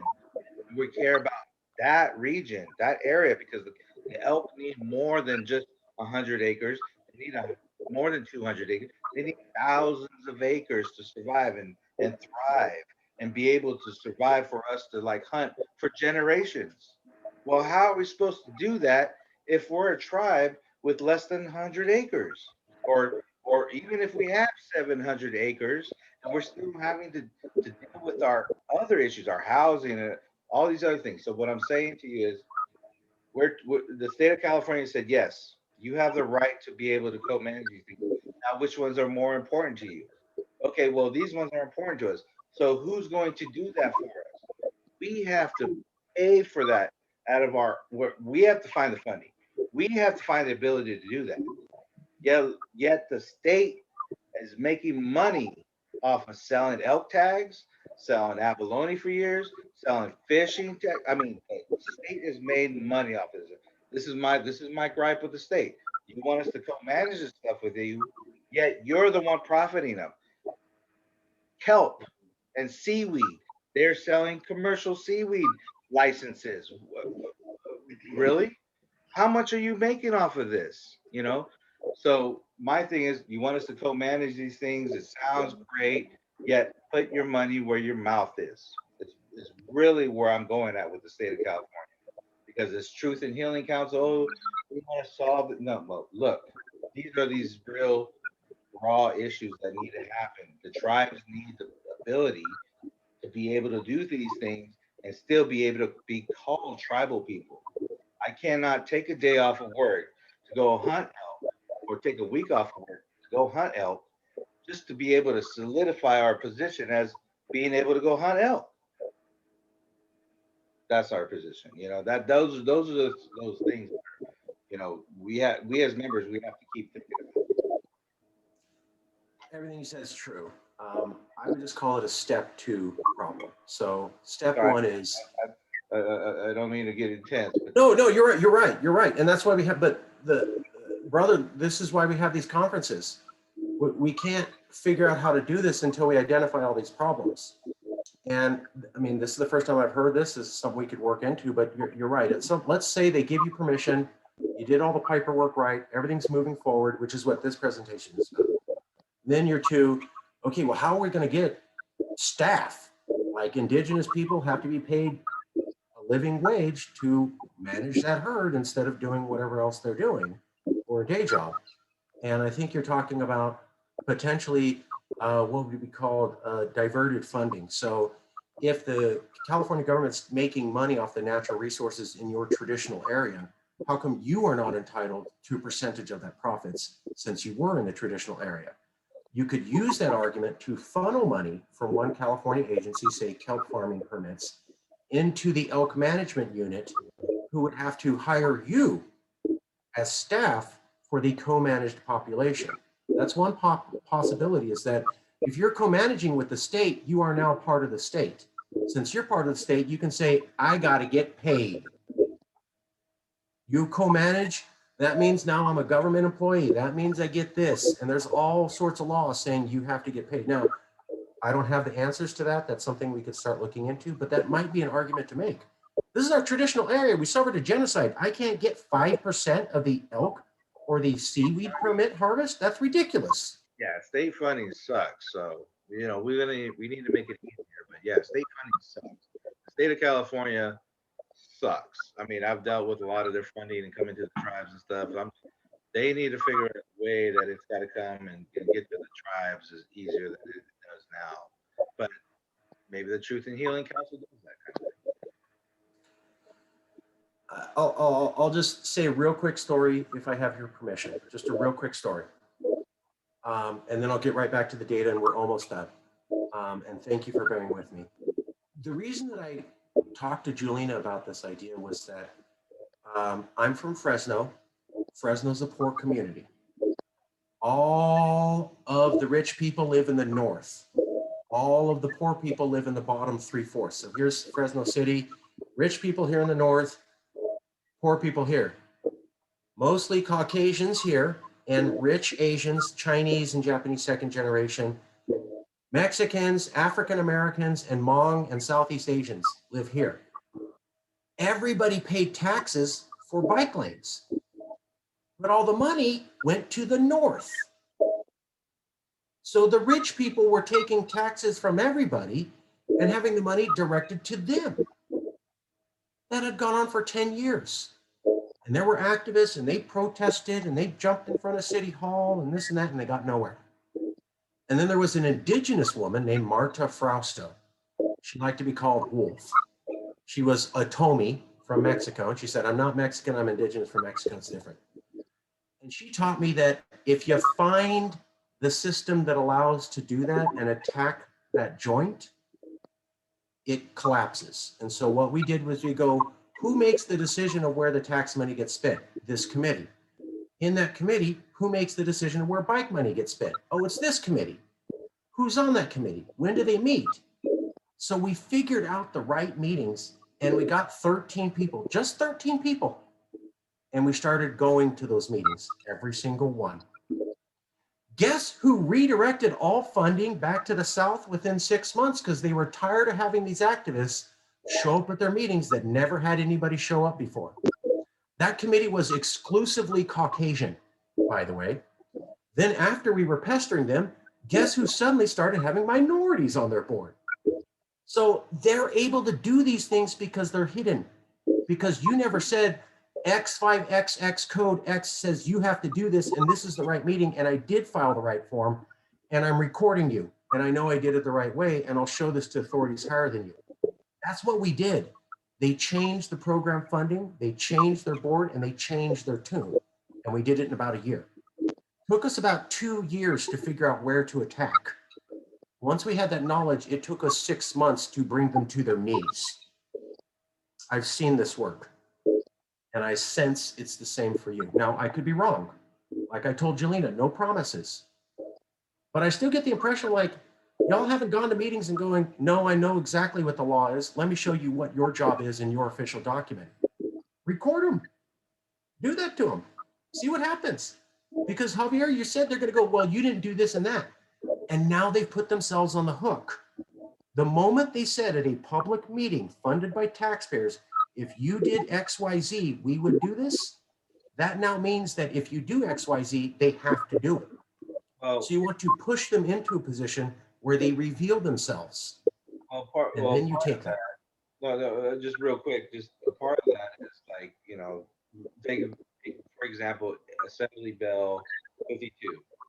So Assembly Bill 52 says that all the state aid, well, actually, it says the state of California, when there's an action happening within a traditional territory, you got to notify the tribes. You know, you got to notify all the tribes within an area that there's a project happening there. That's what AB 52 in the state of California is saying. Well, some state agencies have said you have to be on our AB 52 list to be notified. So if you're not on our AB 52 list, you're not going to be notified. Well, why are you putting that on the tribes when it's a state law, it's a state legislation? Why are you putting that on federally recognized tribes to have to contact you to be put on your list? I mean, the law says basically you have to contact us. Now you're saying that we, the tribes, have to contact 280 agencies to say, hey, hello, this is our original territories, and anytime you do something, you need to notify Javier, you need to notify the chair. They want that level. They will use that. What I'm saying is the co-management thing is that what they're doing as well. We're throwing it out there. We're throwing you this bone. Co-management, hello, yeah. Grab at it, tribes, grab at it. And what I'm saying is that means that we have to do something. You're asking us to do something. That's insane. That means that you need to pay us for something. That's what I'm getting at. And I know what you're saying is that, like, you know, we need to call them out for saying that, hey, we can buy you, yet, you know, we'll retract. But what I'm saying is they make it hard for us. Oh, yes. Don't try to keep saying, hey, we reached out to them, we sent them letters, we did this and this and that. They have not responded. Well, that basically needs to say you didn't do enough, and that's what we keep saying. You didn't do enough. You didn't go to their land actually. So that's what we want to put more feet to the fire on the state to say, hey, you need to act more. And yes, videoing them or whatever is one thing. Politically and legally, we need to keep applying the pressure. If that's lawsuits, if that's lawyering and all that, we need to keep doing that. One thing is the video, but the other thing is saying, hey, you said this, you developed a co-management statement for the Fish and Game, you developed a vision statement, you developed a definition for co-management working with tribes, and you have not fulfilled that. When are our lawyers going to come up and call them out on that? You know, that's what I'm saying. That's what I'm getting at. We can start looking into those. And you're right, there's going to be many pieces to figure out to make this work, but I would rather work with y'all on the journey and trying. I find that ignorance is able to go so far because of darkness. These people are able to do so much because nobody calls them out in the right way. As I've told Jewelina, there's a reason why certain people are privileged. It's because there's a power system and they know how to use it. And at Yes California, we understand that power system, but we're not using it to support the system. We're using it to tear it down. And that's why we do things like this and work with Black Lives Matter. We can't fix everything, but I can tell you, we are dedicated to work on the next step. Like, how are they making money? How does the Fish and Wildlife get funded? Where does that funding from? How do you adjust their budget to redirect funds. So what you're talking about can be done. We're just going to have to look into it. And then we can do another presentation where we go, here's who you would say, hey, part of that money's ours, buddy. And I know it's this agency and this person that does this, and I'm calling you out and I'm filing X5XX form that says we deserve 50% or 40% of your abalone permit. All those poaching fines, all those poaching fines. Yeah, but we have to document that. We got to find the right person, the right agency. We got to document it and we got to get in front of them. And I can promise you we're here to help with that information. Obviously, it's not everything. And it's not going to make the world perfect immediately, but I just found that when minority communities are educated about the facts and why things are happening to them, it's a very different game than the power structure coming down on you and you just don't know why. They're just going, I'm in charge and you do what I say. Oh, I get, they're doing this to me because this, because of this, because of this, by this person, and this is the person that's responsible. Not the actual police officer in front of me. It's the person behind him, behind him, behind him. And now I've actually identified the power. Now I know where to attack. That's all we're trying to do here. Okay, we'll just power through a couple of these slides. We're almost done. As conflicts between the expanding elk and human populations continue in California, these activities will likely become increasingly important, meaning as the elk herd gets bigger, they're going to need to relocate them more. That's what they're saying. The department will need to identify additional methods of alleviating conflicts as balances the need to control population numbers with a directive to maintain elk populations in perpetuity. So they're under commitment by the law to grow the Tule elk forever and to rebound their population numbers. They're rebounding and they're going to have to start looking at redistribution. California tribes currently and historically managed elk habitat and hunted elk for food and materials. Elk play a prevalent cultural role in many tribes, both historically and to the present day. So that is them saying Tule elk are important to you, and they recognize it. Now, I know they aren't acting like it. I get it. I'm just documenting that in this document. Well, that blurb should have been at the top of their paragraph. That should It's on page 30. Oh, I know. Stated, they put it as a a footnote, of course, or a footnote. It's page 30. You got to read before you ever see that. So you're not seeing it in the beginning at all. It's dig, dig, dig, dig, dig, and yeah, then it's buried in there. We said it. Where'd you say it? It's somewhere in here. I know we did it. Yeah, you're absolutely right. If something's on page 30 that's significant, it wasn't that significant. It was more, they go, oh, did we cover the indigenous? Yeah, here's a blurb. Okay, we're good. Moving on. Yes, I work in government. That's exactly what that means. You're a smart man. You see that. Okay, integrating into the far reaches of ceremony and prayer, meaning tribes have traditional laws, oral traditions, ceremonies that incorporate specific land management practices for the elk, including seasonal application of prescribed fire to support elk habitat. Historically, this reciprocation resulted in management of the landscape for the mutual benefit of tribal members in the elk population held in their cultures. Due to various reintroduction efforts, elk have returned to many, but not all of these tribal areas. Tribes remain interested in the reintroduction of elk to tribal lands within the historical ranges of elk. The department will work with tribes interested in establishing elk and those tribes whose aboriginal territory may represent a source for elk relocation. So remember the historical boundary of the Tule elk? And remember the POMO indigenous area? And then there was this section of the POMO indigenous area in the traditional boundary where there were no elk. Hey, we have to work with you to introduce elk. That's what they're literally saying right there. You have the literal words where they're saying our job is to reach out to the POMO and work with you to reintroduce elk into areas where they're not. This is them putting themselves on the hook. Now, again, I'm not saying it's perfect. Obviously, they're not doing what they say to a large degree. But at least here's a gigantic missile that you can hold to them. Activities such as reducing conifer encroachment in the ridgeline meadows for summer habitat, increasing transitional dispersal corridors. And wintering habitat along river bottoms serves multiple social, economic, and ecological landscape values. The wide-ranging nature of elk, coupled with the need to engage in consistent management that crosses jurisdictional boundaries, makes co-management with tribes necessary for effective elk management, representing thriving elk populations throughout their historical range. So they're saying the only way we can reintroduce these elk is working with the indigenous. Only way we can get it done. Again, may not be what they're doing, but this is in their official report.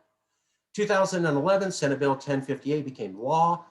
Federal Government Code 3953. This legislation mandated that all revenue from the sale of antelope, elk, deer, wild pig, bear, sheep tags, including fundraising tags, be deposited into the big game management account. Permitted uses for these funds include acquiring land, completing projects, implementing programs to benefit big game, and expanding public hunting opportunities.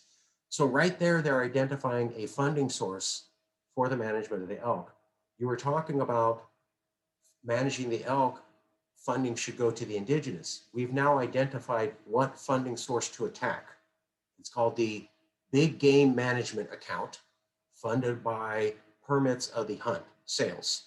That would be a specific agency for us to approach and go, what is it that you say on how to adjust your budget to include co-management activities? Because this document's talking about co-management activities, and then it identifies the funding source for co-management. So now you would be entitled to at least initially go to them and go, you said co-management, and you said this fund covers co-management.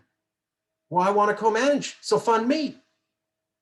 Now we know who to go to, and I'm betting no one's ever gone to them and said that.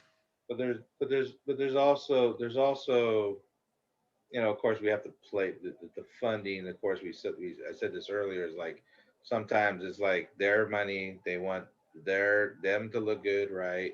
So sometimes the tribes are also playing this balance game where it's like, you know, yes, we want you to fork it out, but but for whose benefit, of course, you know, at the end, you know, it's like, you know, so we don't want you in control of it. And so part of co-management, so just the other idea behind the idea of co-management, co-management is almost the tribes giving up something. Because when we say co-management as a tribe, we're saying, okay, state of California, we recognize you also have jurisdiction here, which is troubling to a lot of tribes because we supersede their jurisdiction. Those things play into it too. Again, there's going to have to be a lot of soul searching and decisions that the POMO are going to have to make. Which is why, yeah, which is why the feds, you know, they would need to figure where they would fit in all that as well. That's the Bureau. That's the other fairly responsible agencies for the tribes that are Yes, but a lot of the elk you can get away with the California Department of Fish and Wildlife alone. There will be some federal, but you're getting at important questions. Let's say they make a deal with you and they say, we'll relocate the elk to Tule country and you can raise them and you can manage them and you can even hunt them. But you're going to have to X, Y, and Z. Are you willing to give them X, Y, and Z? That's only a question you guys can answer. Well, that's also part of the whole co-management scheme was like, we will give you enough information on our side that we need to co-manage the species about.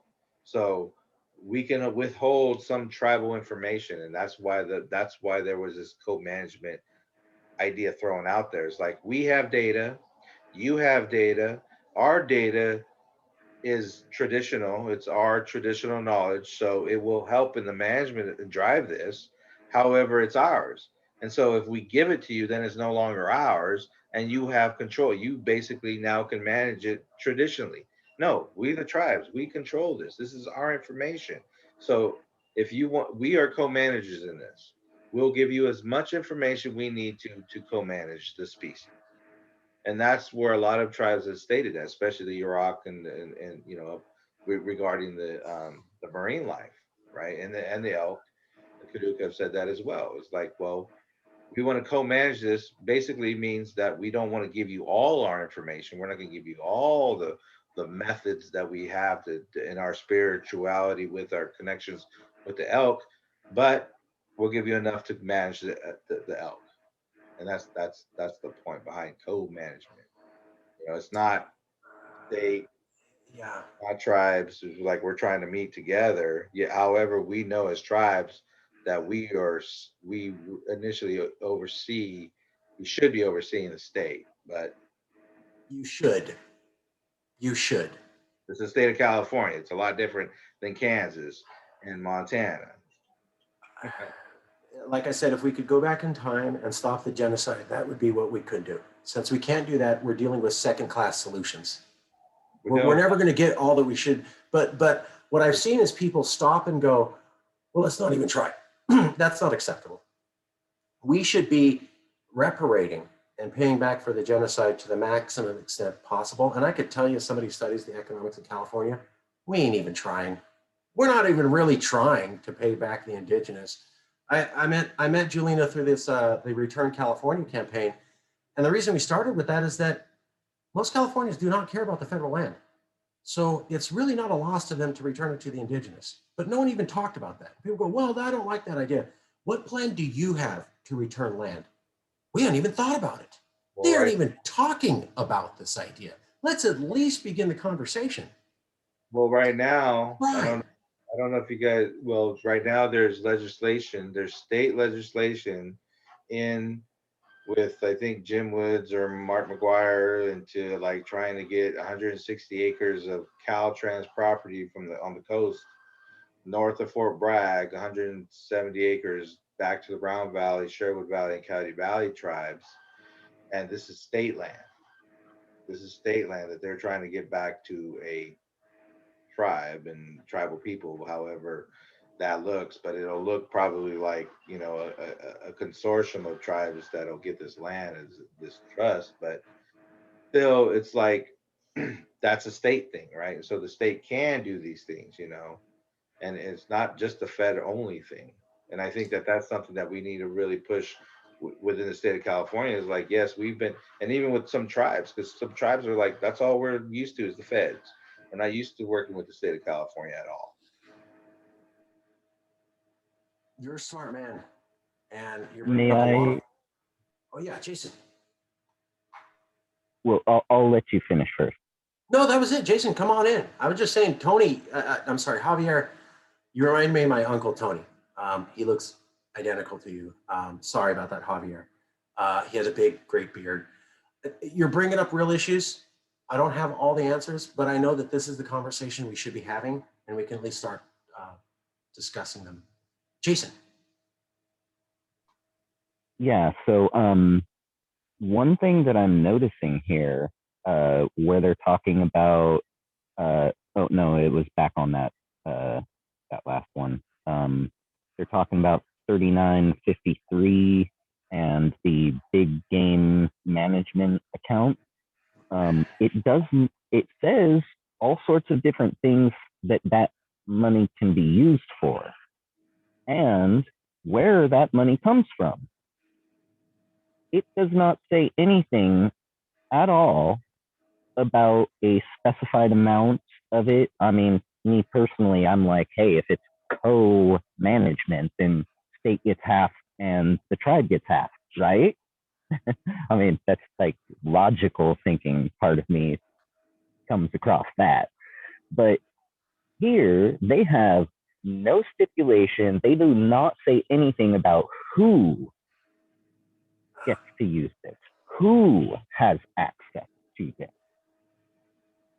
So with the way that the law works with, you know, these sorts of things, usually when it's not specified, right, if they don't say thou shalt not, then guess what? You probably can. Yeah. So it may potentially, and this is a spur of the moment thing. I'm just noticing it from having like sat here and read through all the fine print.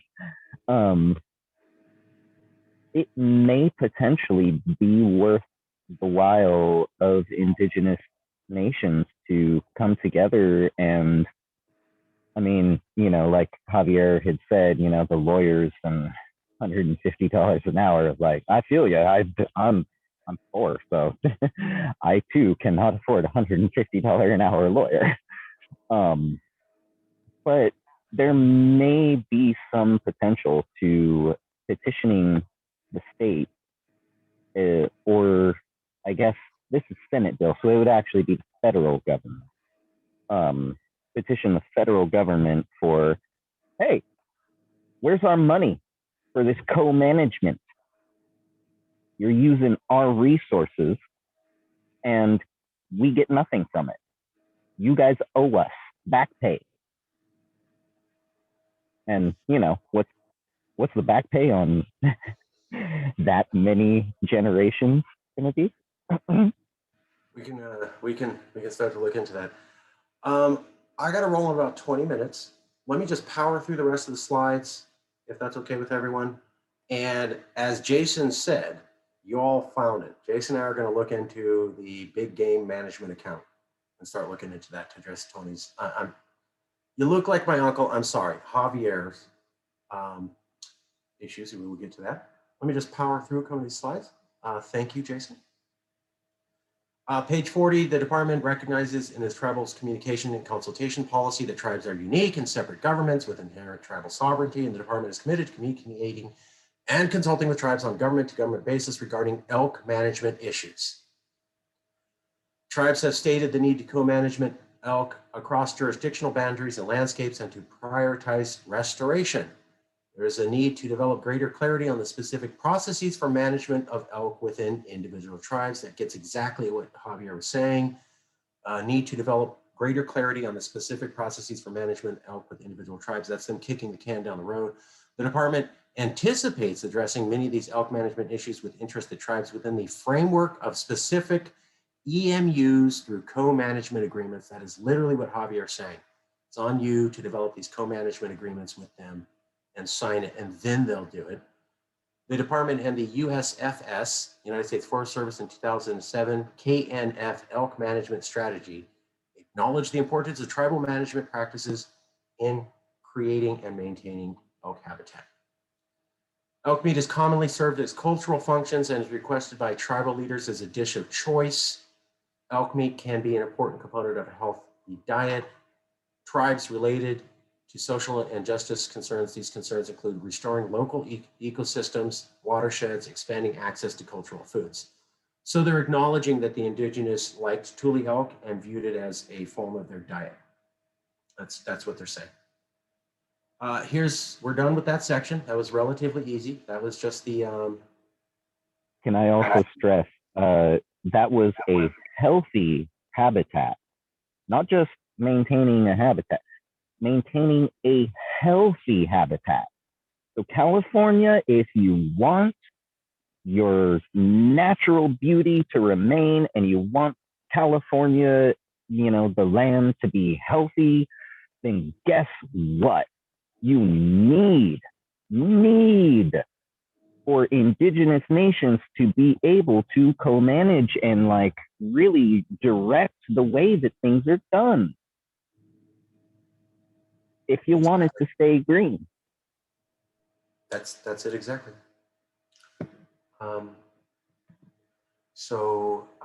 This is just a picture of the elk. People are like, well, what are we talking about? It's this. This is the elk grazing. They typically eat the shrubs and they eat the grass only down so far. They don't destroy the whole land. Here's an example of elk feeding versus cow feeding. The cows wouldn't touch this one shrub. Now the elk had already fed in this area, but as you see, they nibble things down and then move on. The cows will eat to the dirt.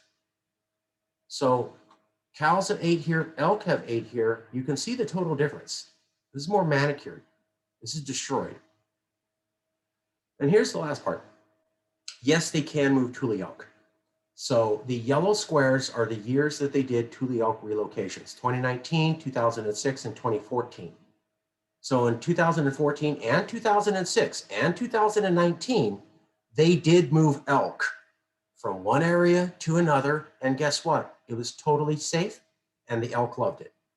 So if they're telling you we can't do this, you've done it 3 times successfully. That means you can do it. Here's the entrances. instances. This is also pointing out that the elk typically like to stay in the areas that they're relocated. We talked about that. If you move them to an area, 60% of the time they stay there. This is a specific study looking at the time relation of elk staying in a particular area. As you can see, Mendocino's there. And what it's showing you is that in Mendocino, if there's elk will probably spend around 100% of their time on the property you put them in if they're close to that location the entire time. That's all that's showing. Here's the scores of Tule elk died at Point Reyes National Seashore in 2020. Are their days numbered? Pointing out this is a huge issue.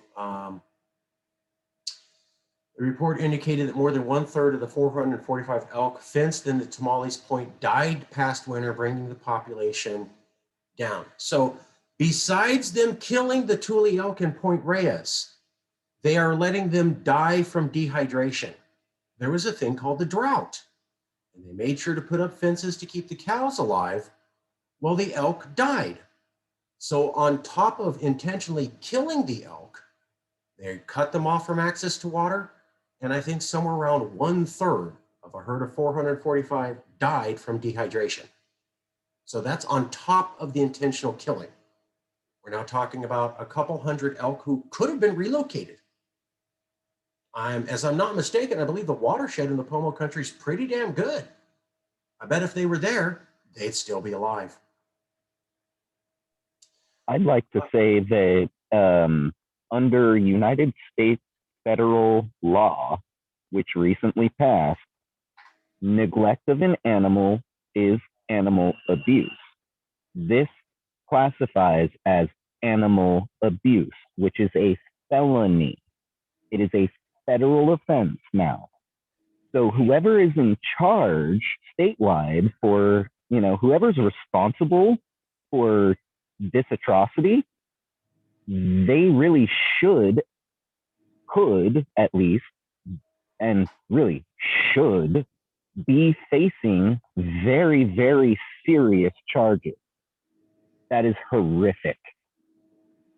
And I live in Marin, and that's the first I'm hearing about that. Exactly. So they're really keeping that quiet. Thank you, Jason, for proving the point. I know that the agencies do not treat the POMO the way they should be treated, and that disgusts me as a Californian, and that's why I'm motivated to be here. But I also believe in California. And I know we make mistakes, and I know we have a lot of things to make up for, and we haven't even touched paying reparations for the genocide. But as Jason showed, he didn't even know about this, and he was disgusted. I think when we shine the light on this and show Californians, they're saying Indigenous don't even get elk, and they'd rather just kill them off when the elk aren't even rebounded, is not something the majority of the people here are going to go, oh, that's fine with me. I think these agencies are largely able to keep it underground and just not paid attention to. I could be wrong. Okay, we're almost done. I'm just going to power through this last bit and then we're done. These are the official California Fish and Game codes.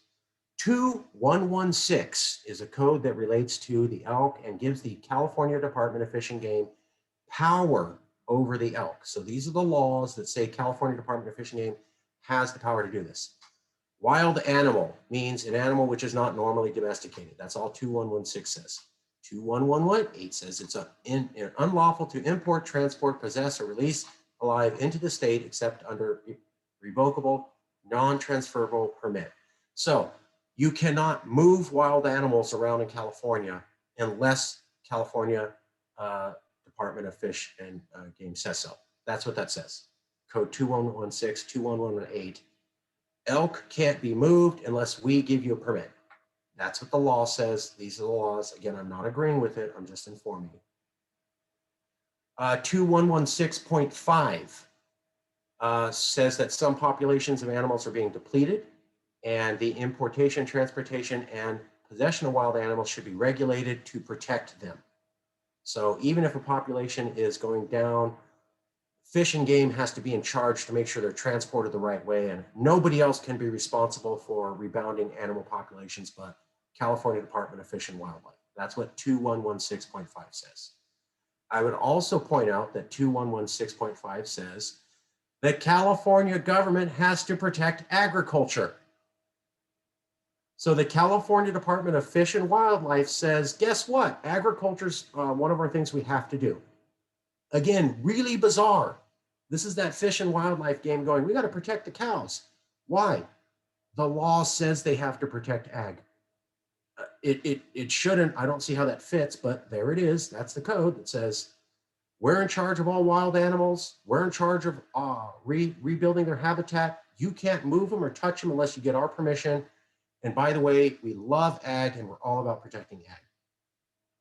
I'm just pointing it out. These are the laws where it comes from. 2150, the department in cooperation with the Department of Food and Agriculture may upon application issue a permit to import or possess or transport wild animals. Upon determination that the animal is not detrimental and no damage will happen to agriculture. So they're saying California Department of Fish and Game is in charge of all wild animals, all movement of wild animals. By the way, you can't and we will not allow you to move a wild animal if we know it's going to be an impact to ag. That's where all the cow stuff comes from. Their rule book says we're in charge of all wild animals, all relocation, all redistribution of wild animals, and we have to be concerned about agriculture and make sure there's no impact to ag. This is the law that says that. Application form shall be provided by the department and shall be designated to ascertain the applicant's ability to properly care for the wild animal. So they give people permission to manage the animals with permits. 2150. Just saying that's the law. This is interesting. Foreign zoos on sovereign territory apparently don't have to follow any of these rules. So just putting that out there. That's basically it. Let me go back to. Sorry, go back to that. What was that foreign? What was that paragraph say again? Sure. That foreign zoo. What's a foreign zoo? Foreign zoos outside the state are not subject to the permit requirements of this chapter beyond those specific requirements affecting California zoos or organizations with which they are collaborating. So what they're saying is if Japan wants Tule Elk, the Japanese government doesn't have to follow all these crazy laws regarding Tule Elk because they're a foreign government. So they just have to follow zoo laws. So if you don't like the California Department of Fish and Wildlife laws, ignore them. Follow California zoo laws. If you follow California zoo laws, you can do whatever you want if you're a foreign government. Now, that might be applicable to you since they just said in one of these documents, they're supposed to treat you as though you were a sovereign government. Sovereign means foreign. So they literally said, we have to have relations with you as if you were a foreign government. And then in another document, they said, if you're a foreign government and you want to manage a zoo, as long as you meet our zoo requirements, you can ignore all of our California fish and game laws. I haven't even begun to think about the possibilities of that, but I think you see where that might go. And as you can see, it's buried in there, right? They barely talk about it. It's just like a little blurb. So this is why these discussions are important. Let me get back to, and this will be it. I promise you.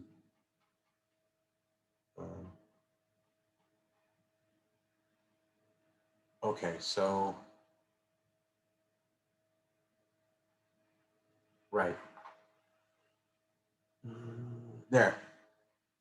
Historical range of the elk, POMO country, no elk in historical range and within POMO country. This area right here. They said they have to work with you to restore the elk. On top of that, they said they had to restore the elk to their historical range.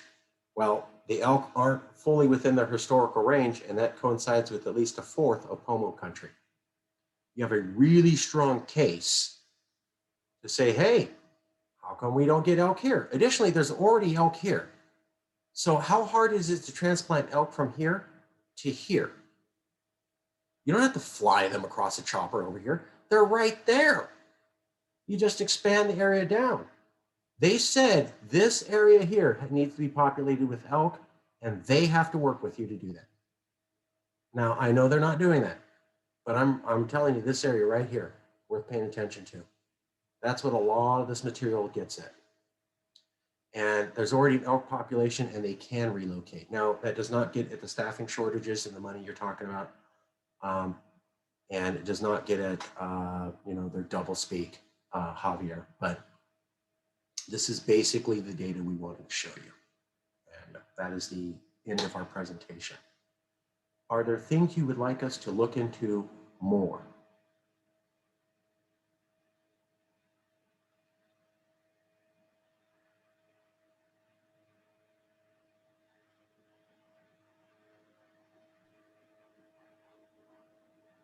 Anything else you want us to research for next time, Jewelina?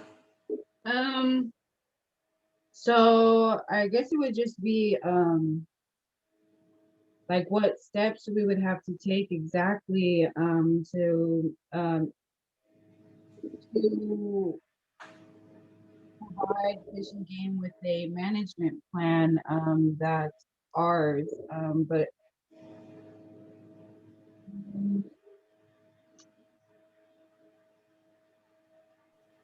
Well, there's historical boundary of where it's really ranged, and then where there are currently, and so I think that one of our things is that we need to question this historical range, right?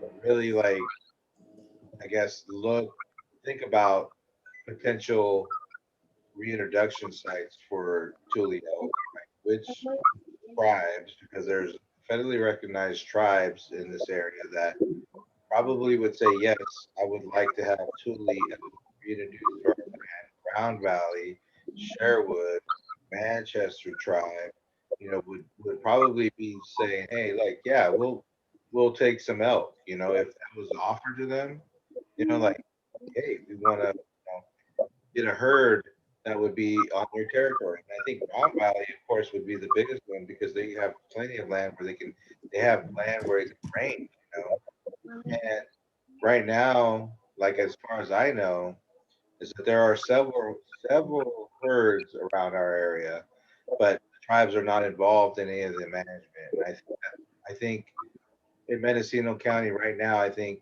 just looking at the ones in Mendocino County and possibly the ones in Point Reyes, what's the potential for the tribes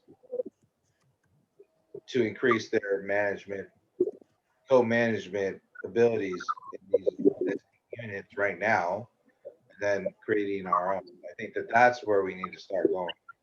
Is like look at what our potential for getting the tribes involved in these EMUs now, the management, health management units now, especially in Point Reyes, and saying, hey, look, let's increase the tribal voice happening in these small little areas. I guess right now because the state of California is just a bigger thing. And I know that the Kaduk tribe is doing that up in their area, but I really want to get it down in our area where the tribes are increasing their participation.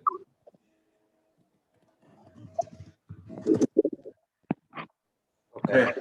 help out with that, for sure. All right, we're going to look into those. Any other things you'd like us to look into? Anything at all? You're in the driver's seat. We're the librarians. We can, right now, Javier, I got down, re-extend the historical range, identify sites for reintroduction, how to redirect the budget to hire Native people to co-manage, look at Round Valley specifically, how to get a permit, look at Mendocino and Point Reyes, potential for tribes to increase co-management, and the goal is to have more Native voices in the elk management units. This is your chance. You can tell us what you'd like us to look into and we'll get the team working. I mean, we can't do it in a day. It takes a little bit of time, but Also elevate the issue within the tribal committee for the Fish and Game Commission, which just recently hired a tribal liaison. So the Department of Fish and Wildlife has Nathan Bogle, who's a former lawyer, who's the tribal liaison, and now the Fish and Game Commission just recently hired a tribal liaison who knows what their focus is going to be. But I think that if we can increase the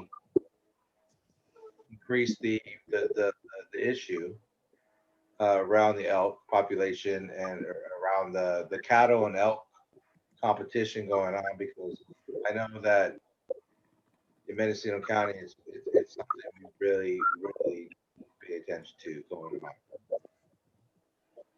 It's a big thing. I mean, I'm just saying that. I mean, Manchester has its issues, Round Valley has its issues with the cows, and I think that it just needs to be. We need to get them to the conversation as well. So, Okay. Jewelina, anything you'd like us to add?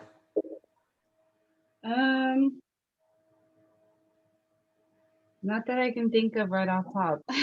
Okay. Oh, that's fine. Hey, that's fine. We try to do a good job, so we're happy.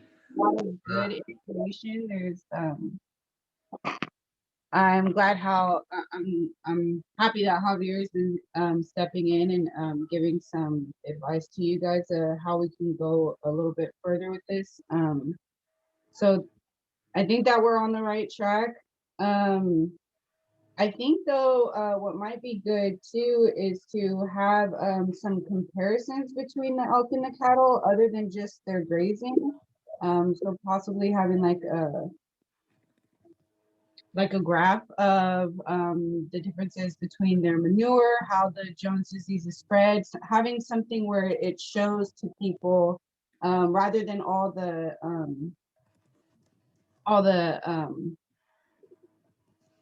I don't know how to I get it. like a picture graph that shows it, right? Yeah, we can do that.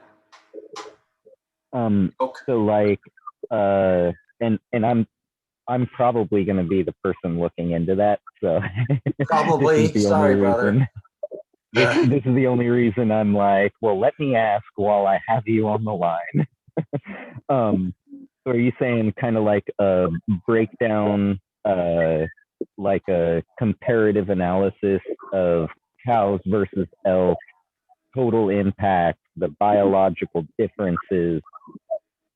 You know, like you said, these ones eat the grass all the way down. These ones really prefer shrubs and they don't eat it all the way down. Stuff like that. Manure is compared to elk and how spread and who it affects more. Just pretty much everything that we went over. But I think, yeah,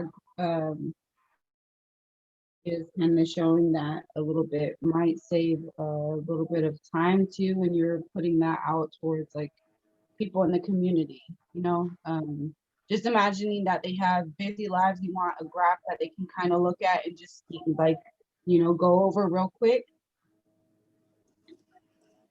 Okay. Yeah.